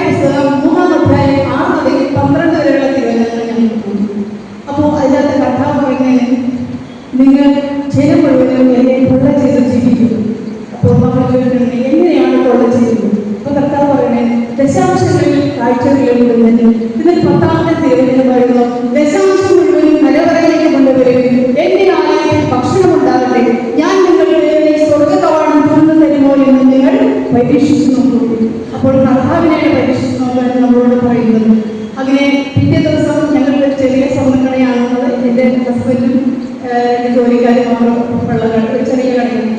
പിറ്റേ ദിവസം ഞാൻ സ്കൂളിലേക്ക് കുഞ്ഞുങ്ങളെ പഠിക്കാൻ കൊണ്ടുപോകാനായിട്ട് ഹസ്ബൻഡ് പോയി കടയിലേക്ക് പോയി കഴിഞ്ഞ ശേഷം ഞാൻ മേശയുടെ ഡ്രോയർ തുറന്ന് നോക്കുമ്പോഴത്തേക്കും ഈ മേശയിൽ ഒത്തിരി 100-ന്റെ നോട്ടുകൾ കിടക്കുന്നു. അങ്ങനെ ഈ 100-ന്റെ നോട്ടുകൾ കിടന്നപ്പോൾ ഞാൻ കടയിലേക്ക് കൊണ്ടുപോകാൻ മറന്നുപോയതായിരുന്നു. ഞാൻ കടയിലേക്ക് വിളിച്ച് ചോദിച്ചു, എന്താണ് പൈസ എടുക്കാൻ മറന്നുപോയത്? ഇല്ല, ഞാൻ ഇന്നലെ തുടങ്ങി ദശാംശം മാറ്റാൻ തുടങ്ങി. അപ്പോൾ രാത്രി കുടുംബ പ്രാർത്ഥന സമയത്ത് കിട്ടി, രാത്രി തുടങ്ങി ദശാംശം മാറ്റാൻ വേണ്ടി തുടങ്ങി. അപ്പോൾ എന്നോട് പറഞ്ഞിങ്ങനെയാണ്, ദശാംശം മുഴുവൻ തലവരയിലേക്ക് കൊണ്ടുവരും, ഞാൻ ഭക്ഷണം ഉണ്ടാകട്ടെ, ഞാൻ നിങ്ങൾക്കായി സ്വർഗകവാടം തുറന്നു തരുമെന്ന് പരീക്ഷിച്ചത്. ആ വചനത്തിന്റെ അടിസ്ഥാനത്തിൽ ദശാംശം മാറ്റാൻ തുടങ്ങി. ഞങ്ങൾക്ക് ഒരു 10,000 രൂപയാണ് 1000 രൂപ മാറ്റം, 10 ലക്ഷം രൂപയ്ക്കാണ് 10 ലക്ഷം. അങ്ങനെ എന്തുമാത്രം കൂടുന്നതനുസരിച്ച് ഈ ദശാംശം മാറ്റാൻ തുടങ്ങി. അത് മാത്രമല്ല, അത് കൂടാതെ കുറെ കാര്യങ്ങൾക്ക് കർത്താവിന് വേണ്ടി ചെയ്തിരുന്നത്. യെശയ്യാ പ്രവാചക പുസ്തകത്തിൽ 55-ാം അധ്യായം 10ഉം 11ഉം തിരുവചനങ്ങൾ പറയുന്നത് ഇങ്ങനെയാണ്, മഴയും മഞ്ഞും ആകാശത്ത് നിന്ന് വരുന്നു, അങ്ങോട്ട് മടങ്ങാതെ ഭൂമിയെ നനയ്ക്കുന്നു, അത് സസ്യങ്ങൾ മുളപ്പിച്ച് ഫലം നൽകി വിതയ്ക്കാൻ കിട്ടും, ഭക്ഷിക്കാൻ ആഹാരവും നൽകുന്നു. എന്റെ അധരങ്ങളിൽ നിന്ന് പുറപ്പെടുന്ന വാക്കും അങ്ങനെ തന്നെ, അത് ഫലരഹിതമായി തിരിച്ചു വരികയില്ല, എന്റെ ഉദ്ദേശം അത് നടപ്പാക്കുകയും ചെയ്യും. അപ്പൊ കർത്താവ് എന്തെങ്കിലും ഒരു വചനം നമ്മളോട് പറഞ്ഞിട്ടുണ്ടെങ്കിൽ കർത്താവ് അത് നടപ്പാക്കുകയും ചെയ്യും. അങ്ങനെ ഞങ്ങളുടെ കർത്താവ് ഞങ്ങളുടെ ആത്മീയ മേഖല വളർത്തി, അതോടൊപ്പം തന്നെ ഞങ്ങളുടെ സാമ്പത്തിക മേഖല കർത്താവ് വളർത്തി. പ്രഭാഷകന്റെ പുസ്തകം 7-ാം അധ്യായം 10-ാം തിരുവചനം പറയുന്നു, പ്രാർത്ഥനയിൽ മടുപ്പ് തോന്നരുത്, ദാനധർമ്മത്തിൽ വൈമുഖ്യം കാണിക്കരുത്. നമ്മൾ ദശാംശം മാത്രം കൊടുത്താൽ പോരാ, നമ്മൾ നന്നായിട്ട് പ്രാർത്ഥിക്കണം.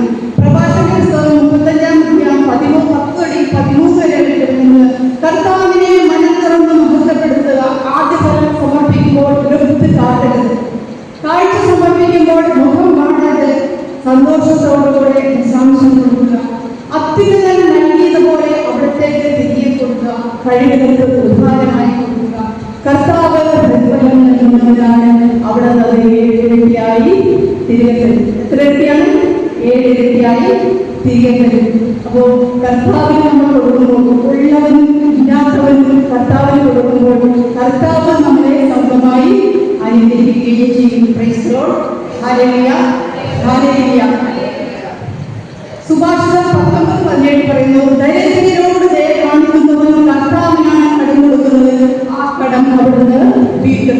സുഭാഷിതം 9:10 പറയുന്നു, കർത്താവിനെ നിന്റെ സമ്പത്ത് കൊണ്ട് നിന്റെ എല്ലാ ഉൽപ്പന്നങ്ങളുടെയും ആദ്യ ഫലം കൊണ്ട് ബഹുമാനിക്കുക, അപ്പോൾ നിന്റെ ധാന്യപ്പേരുകൾ സമൃദ്ധി കൊള്ളുകയും നിന്റെ ചർച്ചകളിൽ വീഞ്ഞുകയും ചെയ്യും. മറ്റൊരുക്കാൻ വേണ്ടി കർത്താവ് നമ്മളുടെ ഒരു സമന്വയം നമ്മുടെ ജീവിതത്തിൽ ഉണ്ടാകും. ദൈവം നമ്മുടെ ജീവിതത്തിൽ ഇടപെടും. ഞങ്ങളുടെ കടയിൽ ഒരു ദിവസം പെട്ടെന്ന് ഞങ്ങൾക്കൊരു വീട് പണിതുകൊണ്ടിരിക്കുകയായിരുന്നു. അപ്പോൾ ഈ വീടിൻ്റെ താഴത്തെ ഫസ്റ്റ് ഫ്ലോറും അതുപോലെ സെക്കൻഡ് ഫ്ലോറും എല്ലാം തീർന്നു വയോജനങ്ങളുടെ കാര്യങ്ങൾ നൽകുന്ന സമയത്ത് ഞങ്ങളുടെ കടയിൽ പെട്ടെന്ന് ഇൻകംടാക്സിന്റെ സർവേ വന്നു. ഈ സർവേ ഞങ്ങളുടെ കടയിൽ നിന്ന് ഉടനെ വീട്ടിലേക്ക് വന്നു. അപ്പോൾ വീട്ടിൽ വന്ന് ഞങ്ങൾക്ക് ഇങ്ങനെ അലമാരിയാണ് 4 അലമാരികളുണ്ടായിരുന്നു. ഇവർ പറഞ്ഞു, ആദ്യത്തെ അലമാരി നോക്കില്ല, 2, 3, 4 അലമാരിയിലെ സാധനങ്ങളെല്ലാം വലിച്ചിട്ട് അടുത്തിപ്പോൾ എല്ലാ തുണികളെല്ലാം താഴ്ത്തിട്ടു. അപ്പൊ ഞങ്ങൾ ഈ ദശാംശം കൊടുക്കാൻ തുടങ്ങിയപ്പോൾ ഞങ്ങൾക്ക് കുറച്ച് സ്ഥലങ്ങൾ വാങ്ങിച്ചിട്ടുണ്ട്. ഒരു 7 സ്ഥലങ്ങളോളം എനിക്കുണ്ടായിരുന്നു. അപ്പൊ ഇതിനകത്തിന്റെ ഡോക്യുമെന്റ്സ് ഒക്കെ എടുത്തു. ഇവര് പറഞ്ഞു പിറ്റേ ദിവസം നമ്മൾ ചെല്ലാൻ പറഞ്ഞു ഇൻകംടാക്സ് ഓഫീസിൽ. ഞങ്ങൾ ദൈവമായി പ്രാർത്ഥിച്ചുകൊണ്ടിരിക്കുന്നു.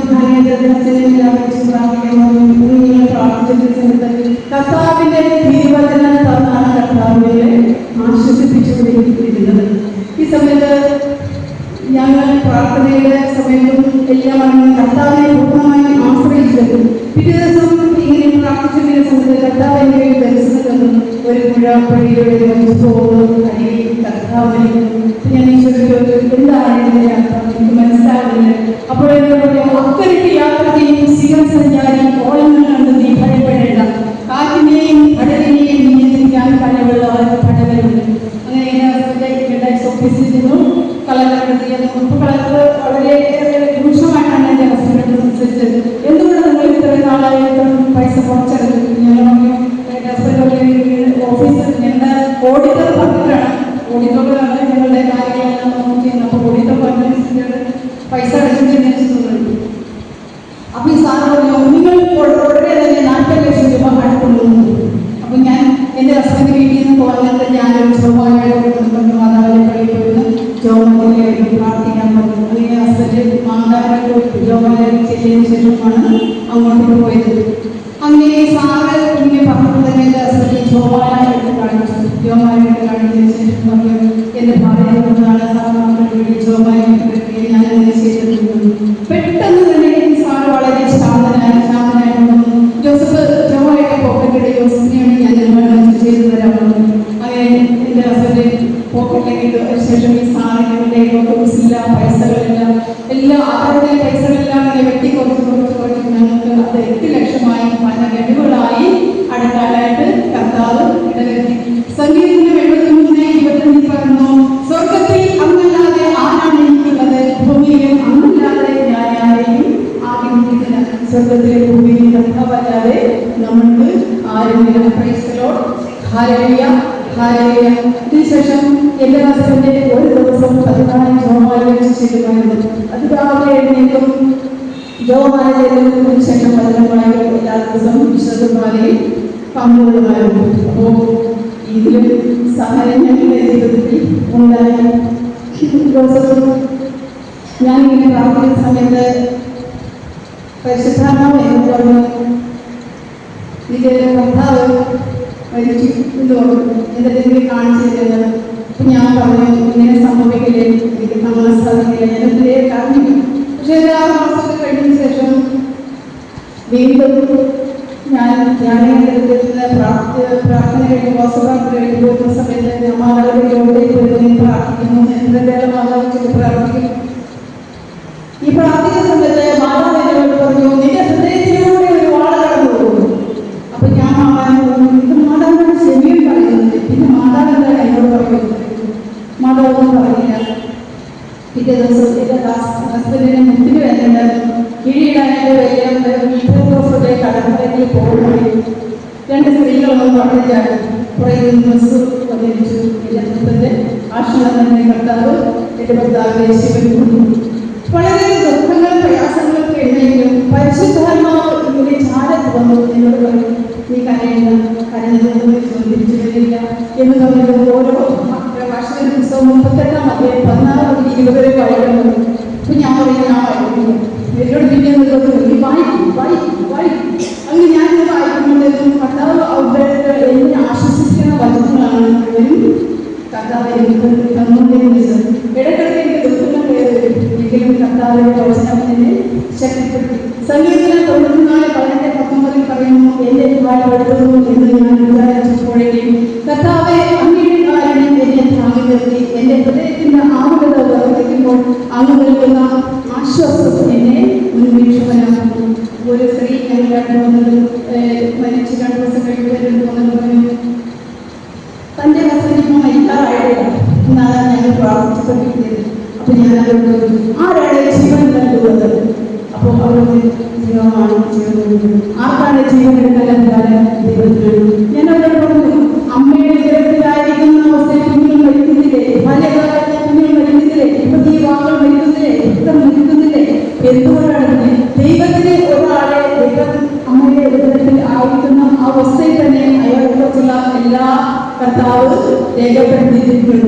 അയാൾ എത്രക്കാണ് ഭൂമിയിൽ ജീവിക്കണം എന്ന് കർത്താവിനെ അറിയാം.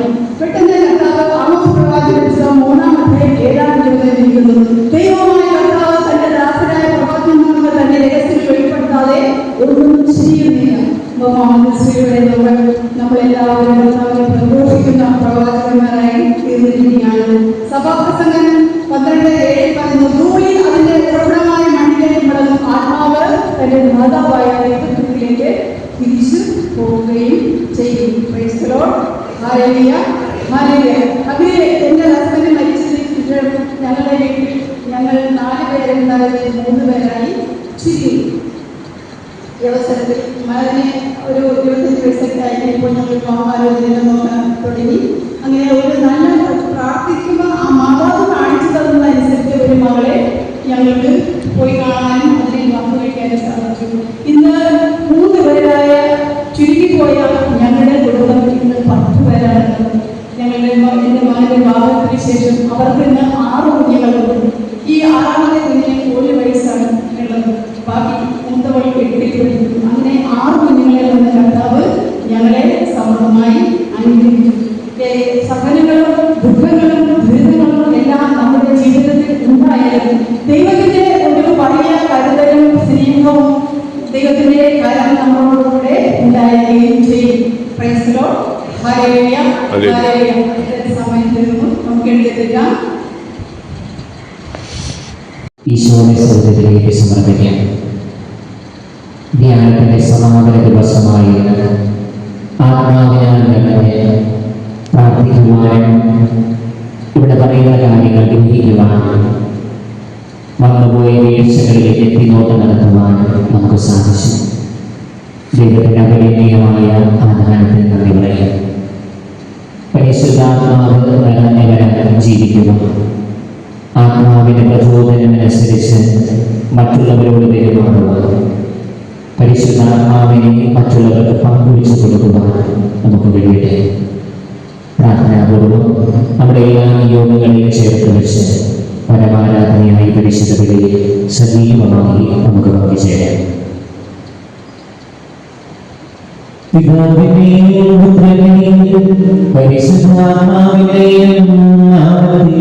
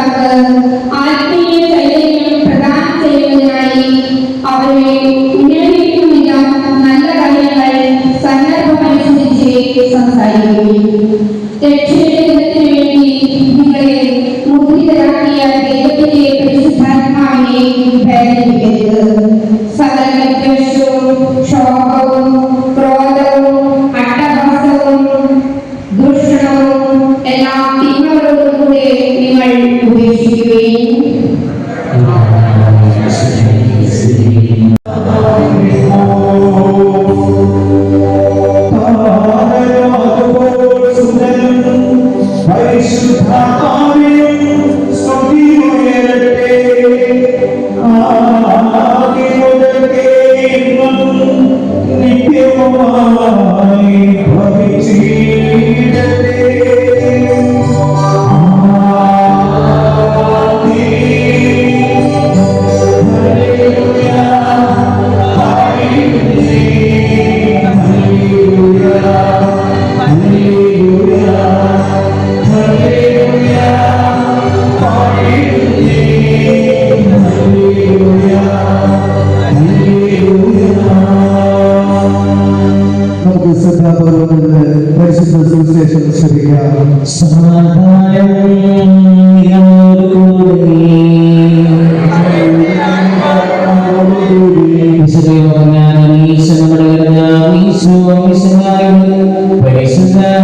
സുവിശേഷം 14-ാം അധ്യായം 15 മുതൽ 26 വരെയുള്ള തിരുവചനങ്ങൾ. നിങ്ങൾ എന്നെ സ്നേഹിക്കുന്നുവെങ്കിൽ എന്റെ കൽപ്പന പാലിക്കും. ഞാൻ പിതാവിനോട് അപേക്ഷിക്കുകയും എന്നേക്കും നിങ്ങളോടുകൂടെ ആയിരിക്കുവാൻ മറ്റൊരു സഹായകനെ അവിടുന്ന് നിങ്ങൾക്ക് തരികയും ചെയ്യും. ഈ പരിജ്ഞാതനായതുപോലെ ആത്മാവിന്റെ പ്രചോദനമുണ്ടെങ്കിൽ ഉറച്ച ബോധ്യത്തിൽ പരിശുദ്ധാത്മാവിൽ വിശ്വസിച്ചുകൊണ്ട് മുന്നോട്ട് പോകുക നമുക്ക് ഓരോരുത്തർക്കും സാധിക്കും. ദൈവപരിപാലനെ അവനെ അവഗണിക്കുമ്പോൾ വിശ്വാസ ജീവിതത്തിൽ നിന്ന് തെറ്റുമാറുമ്പോഴൊക്കെ പരിശുദ്ധാത്മാവിനെ നമ്മൾ അവഗണിക്കുകയാണ് ചെയ്യുന്നത്. ഞങ്ങളിപ്പോൾ ശുശ്രൂഷ വിജയപ്രദമായി തുടങ്ങുന്നതിന് ശക്തി നൽകണമെന്ന് അപേക്ഷിക്കുന്നു. സഭയോട് വിശ്വസിക്കാനും അവരുടെ പ്രവർത്തനങ്ങളിൽ കഴിവിനകത്ത് പങ്കാളികളാകാനുള്ള സന്മനസ് ദൈവജനത്തിന് നൽകണമെന്ന് ഞങ്ങൾ അപേക്ഷിക്കുന്നു. വിവിധ സഭകൾക്കിടയിൽ പരസ്പര ധാരണയെ ഐക്യവും വളർത്തി ഏക സത്യവിശ്വാസത്തിൽ അവയെ പരിരക്ഷിക്കണമെന്ന് ഞങ്ങൾ അപേക്ഷിക്കുന്നു. സ്നേഹന്മാരുടെ പ്രവാചകന്മാരുമാകുന്ന അടിസ്ഥാനത്തിന്മേൽ പണിയപ്പെട്ടിരിക്കുന്ന സഭയിൽ യഥാർത്ഥ പ്രേക്ഷകരായ നമ്മുടെ ആത്മാക്കളെ മുക്തമാക്കാം.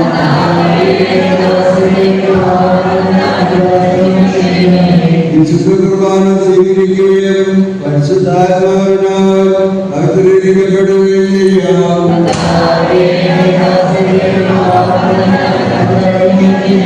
യോഗ്യത്തോടും ഐക്യത്തോടും കൂടെ ദിവ്യദേശങ്ങളിൽ പങ്കുകൊള്ളാം.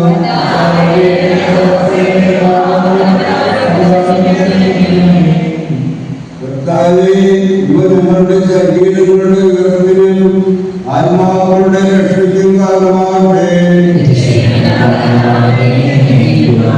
നമുക്ക് പ്രാർത്ഥിക്കാം. സമാധാനം നമ്മോടുകൂടെ. പാപങ്ങളുടെ മോചനത്തിന് നിത്യജീവൻ കാരണമാകട്ടെ.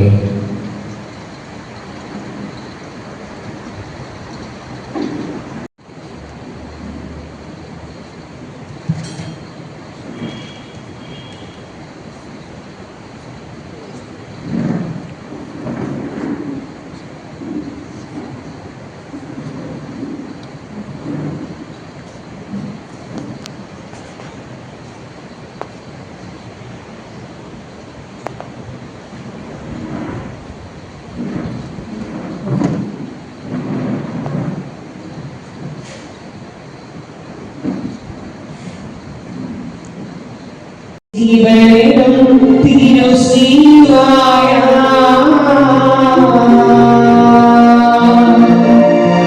നിങ്ങൾ മുദ്രിതരാകട്ടെ. സംരക്ഷിതരാകട്ടെ.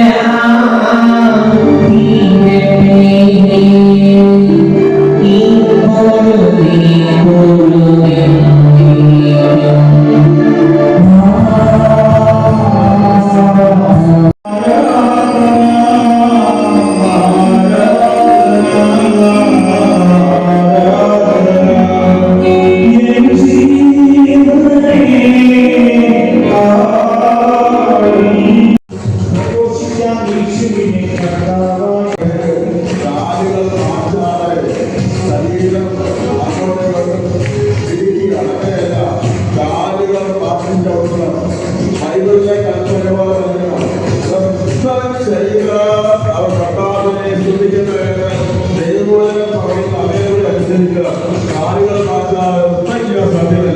കൈകൊണ്ട് പോരാ, കാലുകൾ മാറ്റി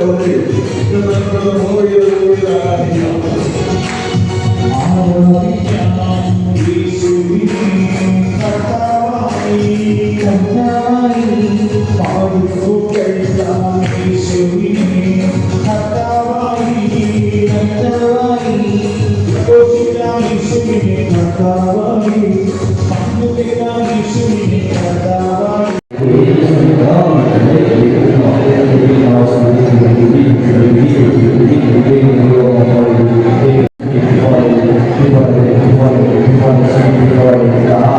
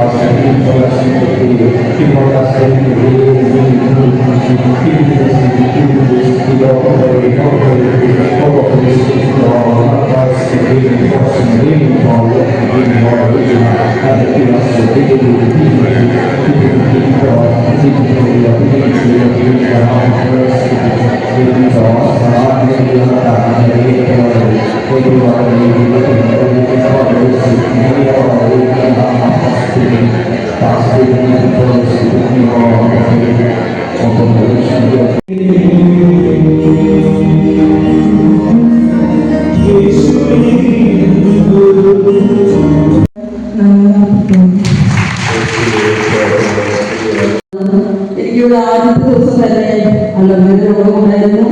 എനിക്ക് ഇരിക്കാൻ പറ്റിയിരുന്നില്ല. ഭയങ്കര അസ്വസ്ഥത. ബാത്റൂമിൽ പോയിട്ട് വേറെ സമയം അങ്ങനെ അസ്വസ്ഥതയില്ലായിരുന്നു. അപ്പൊ ഞാൻ ഈശോയോട് പറഞ്ഞു, എനിക്ക് ഇരിക്കാൻ പറ്റുന്നില്ലെങ്കിലും യേശുവേ സൗകര്യമായി ഞാൻ ബാത്റൂമിൽ പോയി ഞാൻ ചോദ്യങ്ങൾ വന്നു. പക്ഷേ കുറച്ച് എനിക്ക് സ്തുതിക്കാനും അതുപോലെ തന്നെ ഭാഷകളെ സൃഷ്ടിക്കാനുള്ള ചെറുതായി എനിക്കുണ്ടായിരുന്നു. കൂടുതൽ ആരാധിക്കാനും സാധിച്ചു. മൂന്നാമത്തെ വർഷമായിട്ട് ഞാനൊരു ജീവിതം വലിയ പ്രശ്നമായിരുന്നു. 10 വർഷമായിട്ട് രാത്രി കാലങ്ങളിൽ എനിക്ക് ഉറങ്ങാൻ സാധിക്കാറില്ല.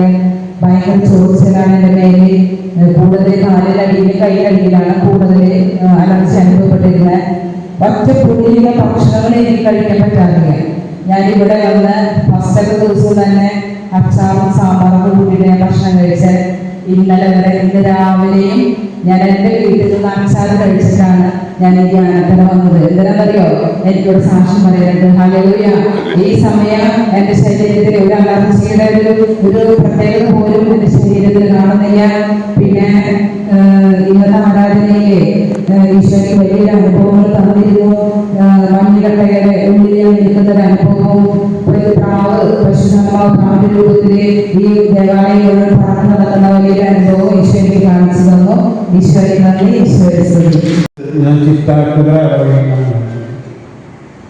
ഇവിടെ അച്ഛൻ ആദ്യത്തെ ദിവസം തന്നെ 35 കൊല്ലത്തിന് മേലെ തണുപ്പിൻ്റെ മേലെയുള്ള നടുവിന് വേദനയുള്ള ഒരാളെ ദൈവം സുഖപ്പെടുത്തിയിട്ടു എന്ന് പറഞ്ഞു. അപ്പോൾ ഞാൻ ഉറച്ച് വിശ്വസിക്കുകയാണ്. എന്താ വെച്ചാൽ 40 കൊല്ലം മുമ്പ് ഞാൻ സ്കൂട്ടർ ഓടിച്ച് പഠിക്കുമ്പോൾ സ്കൂട്ടറൊന്ന് ഓഫായി ഒരു കുഴിയിൽപ്പെട്ട് ഓഫായി. അത് കൊണ്ടിട്ട് വെച്ച് ഞാൻ സ്കൂട്ടർ വന്നത് വീട് ഡൗൺ ചെയ്തിട്ട് ഗേറ്റ് വെക്കേണ്ട ഒരു പരിപാടിയൊന്നും അറിയില്ല. എന്നാൽ ഗേറ്റ് വെച്ചപ്പോൾ ഇല്ല. പിന്നെ ഇടയ്ക്കിടയ്ക്ക് എനിക്ക് ഇങ്ങനെ ഈ എന്ത് നിരീക്ഷ എനിക്ക് വളരാൻ പറ്റാത്ത പോലെ അതൊക്കെ ആശുപത്രിയിൽ പോയി ഇഞ്ചക്ഷൻ കൊടുക്കുക അങ്ങനത്തെ ഒരു കഴിഞ്ഞിട്ട് ഞാൻ പിന്നെ ചെയ്തോണ്ടാണ്.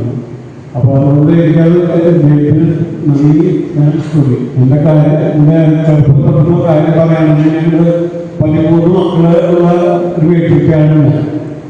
അതിൽ അമ്മ 13 പേരെ വീട്ടിൽ പ്രസവിച്ചിരുന്നു. അതിൽ ഒരാൾക്ക് വേണ്ടി മാത്രമേ ഡോക്ടറെ കൊണ്ടുണ്ടായിരുന്നത്. അത് എനിക്ക് എന്നെ പ്രസവിക്കുമ്പോഴാണ് അമ്മ ഡോക്ടറെ കൊണ്ടുവരേണ്ട ആവശ്യം. അത് കഴിഞ്ഞ് ഞാൻ 10ാം ക്ലാസ് കഴിഞ്ഞ് സെമിനാരിൽ പോയി സെമിനാരിൽ വരെ പഠിച്ചത്. ആ പഠിക്കാൻ പോയി കഴിഞ്ഞപ്പോൾ എനിക്ക് ചെറിയൊരു പ്രോഗ്രാം ചെയ്തിട്ട് എൻ്റെ സെമിനാരിൽ നിന്ന് ആ സർജറി കഴിഞ്ഞ് വരാൻ പറഞ്ഞു. അത് കഴിഞ്ഞ് അത് കോർട്ടേഷൻ അയോഗ്യതാണ് ഒരു സർജറി. അത് ഞാൻ ഒരു 43 കൊല്ലം മുമ്പ് ഞാൻ ചെയ്തു.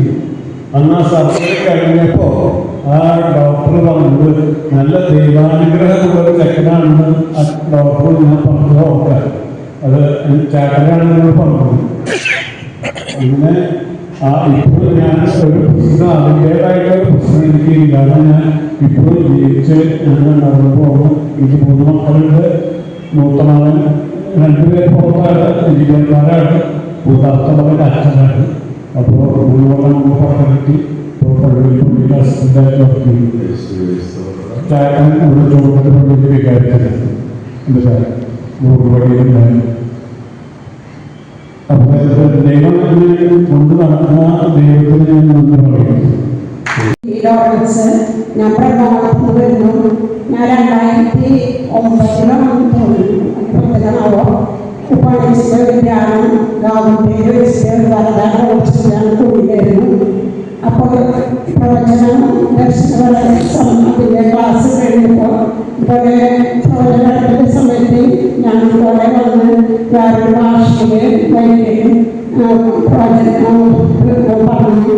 അതിന്റെ വ്യാഖ്യാനം അപ്പം ഞങ്ങളുടെ മലയാളത്തിൽ വേറൊരു പ്രധാനമന്ത്രി പറഞ്ഞു. പക്ഷെ പിന്നെ കൊടുത്തുവായോ ചെന്നപ്പോൾ എനിക്ക് ആ ഒരു പ്രവചനത്തിന്റെ ലഭിക്കുകയായിരുന്നു. പിന്നെ ഞാൻ ഉപാധ്യക്ഷന്റെ ധ്യാനോടെ വരികയെന്ന് പറഞ്ഞപ്പോൾ വീണ്ടും കൂടുതൽ വലിയ ആഗ്രഹം തോന്നി.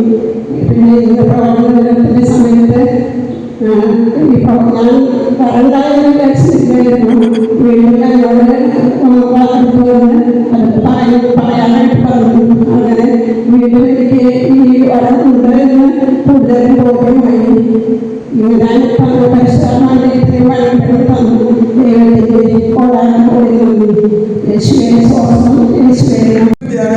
ഒരു മൈൻഡിൽ വന്നപ്പോൾ എങ്ങനെയോ ദൈവത്തിന്റെ ആത്മാവ് പറഞ്ഞു നമുക്കത് ഉറപ്പിക്കാം. അങ്ങനെയാണ് നമ്മള് ഈ ജോസഫിന്റെ സൈഡിൽ നിന്ന് നമുക്കത് ഒരു അനുവാദം കിട്ടി. നമ്മളങ്ങനെ ഈ ധ്യാനം നമുക്കിവിടെ നടത്താനായിട്ട് സാധിച്ചു.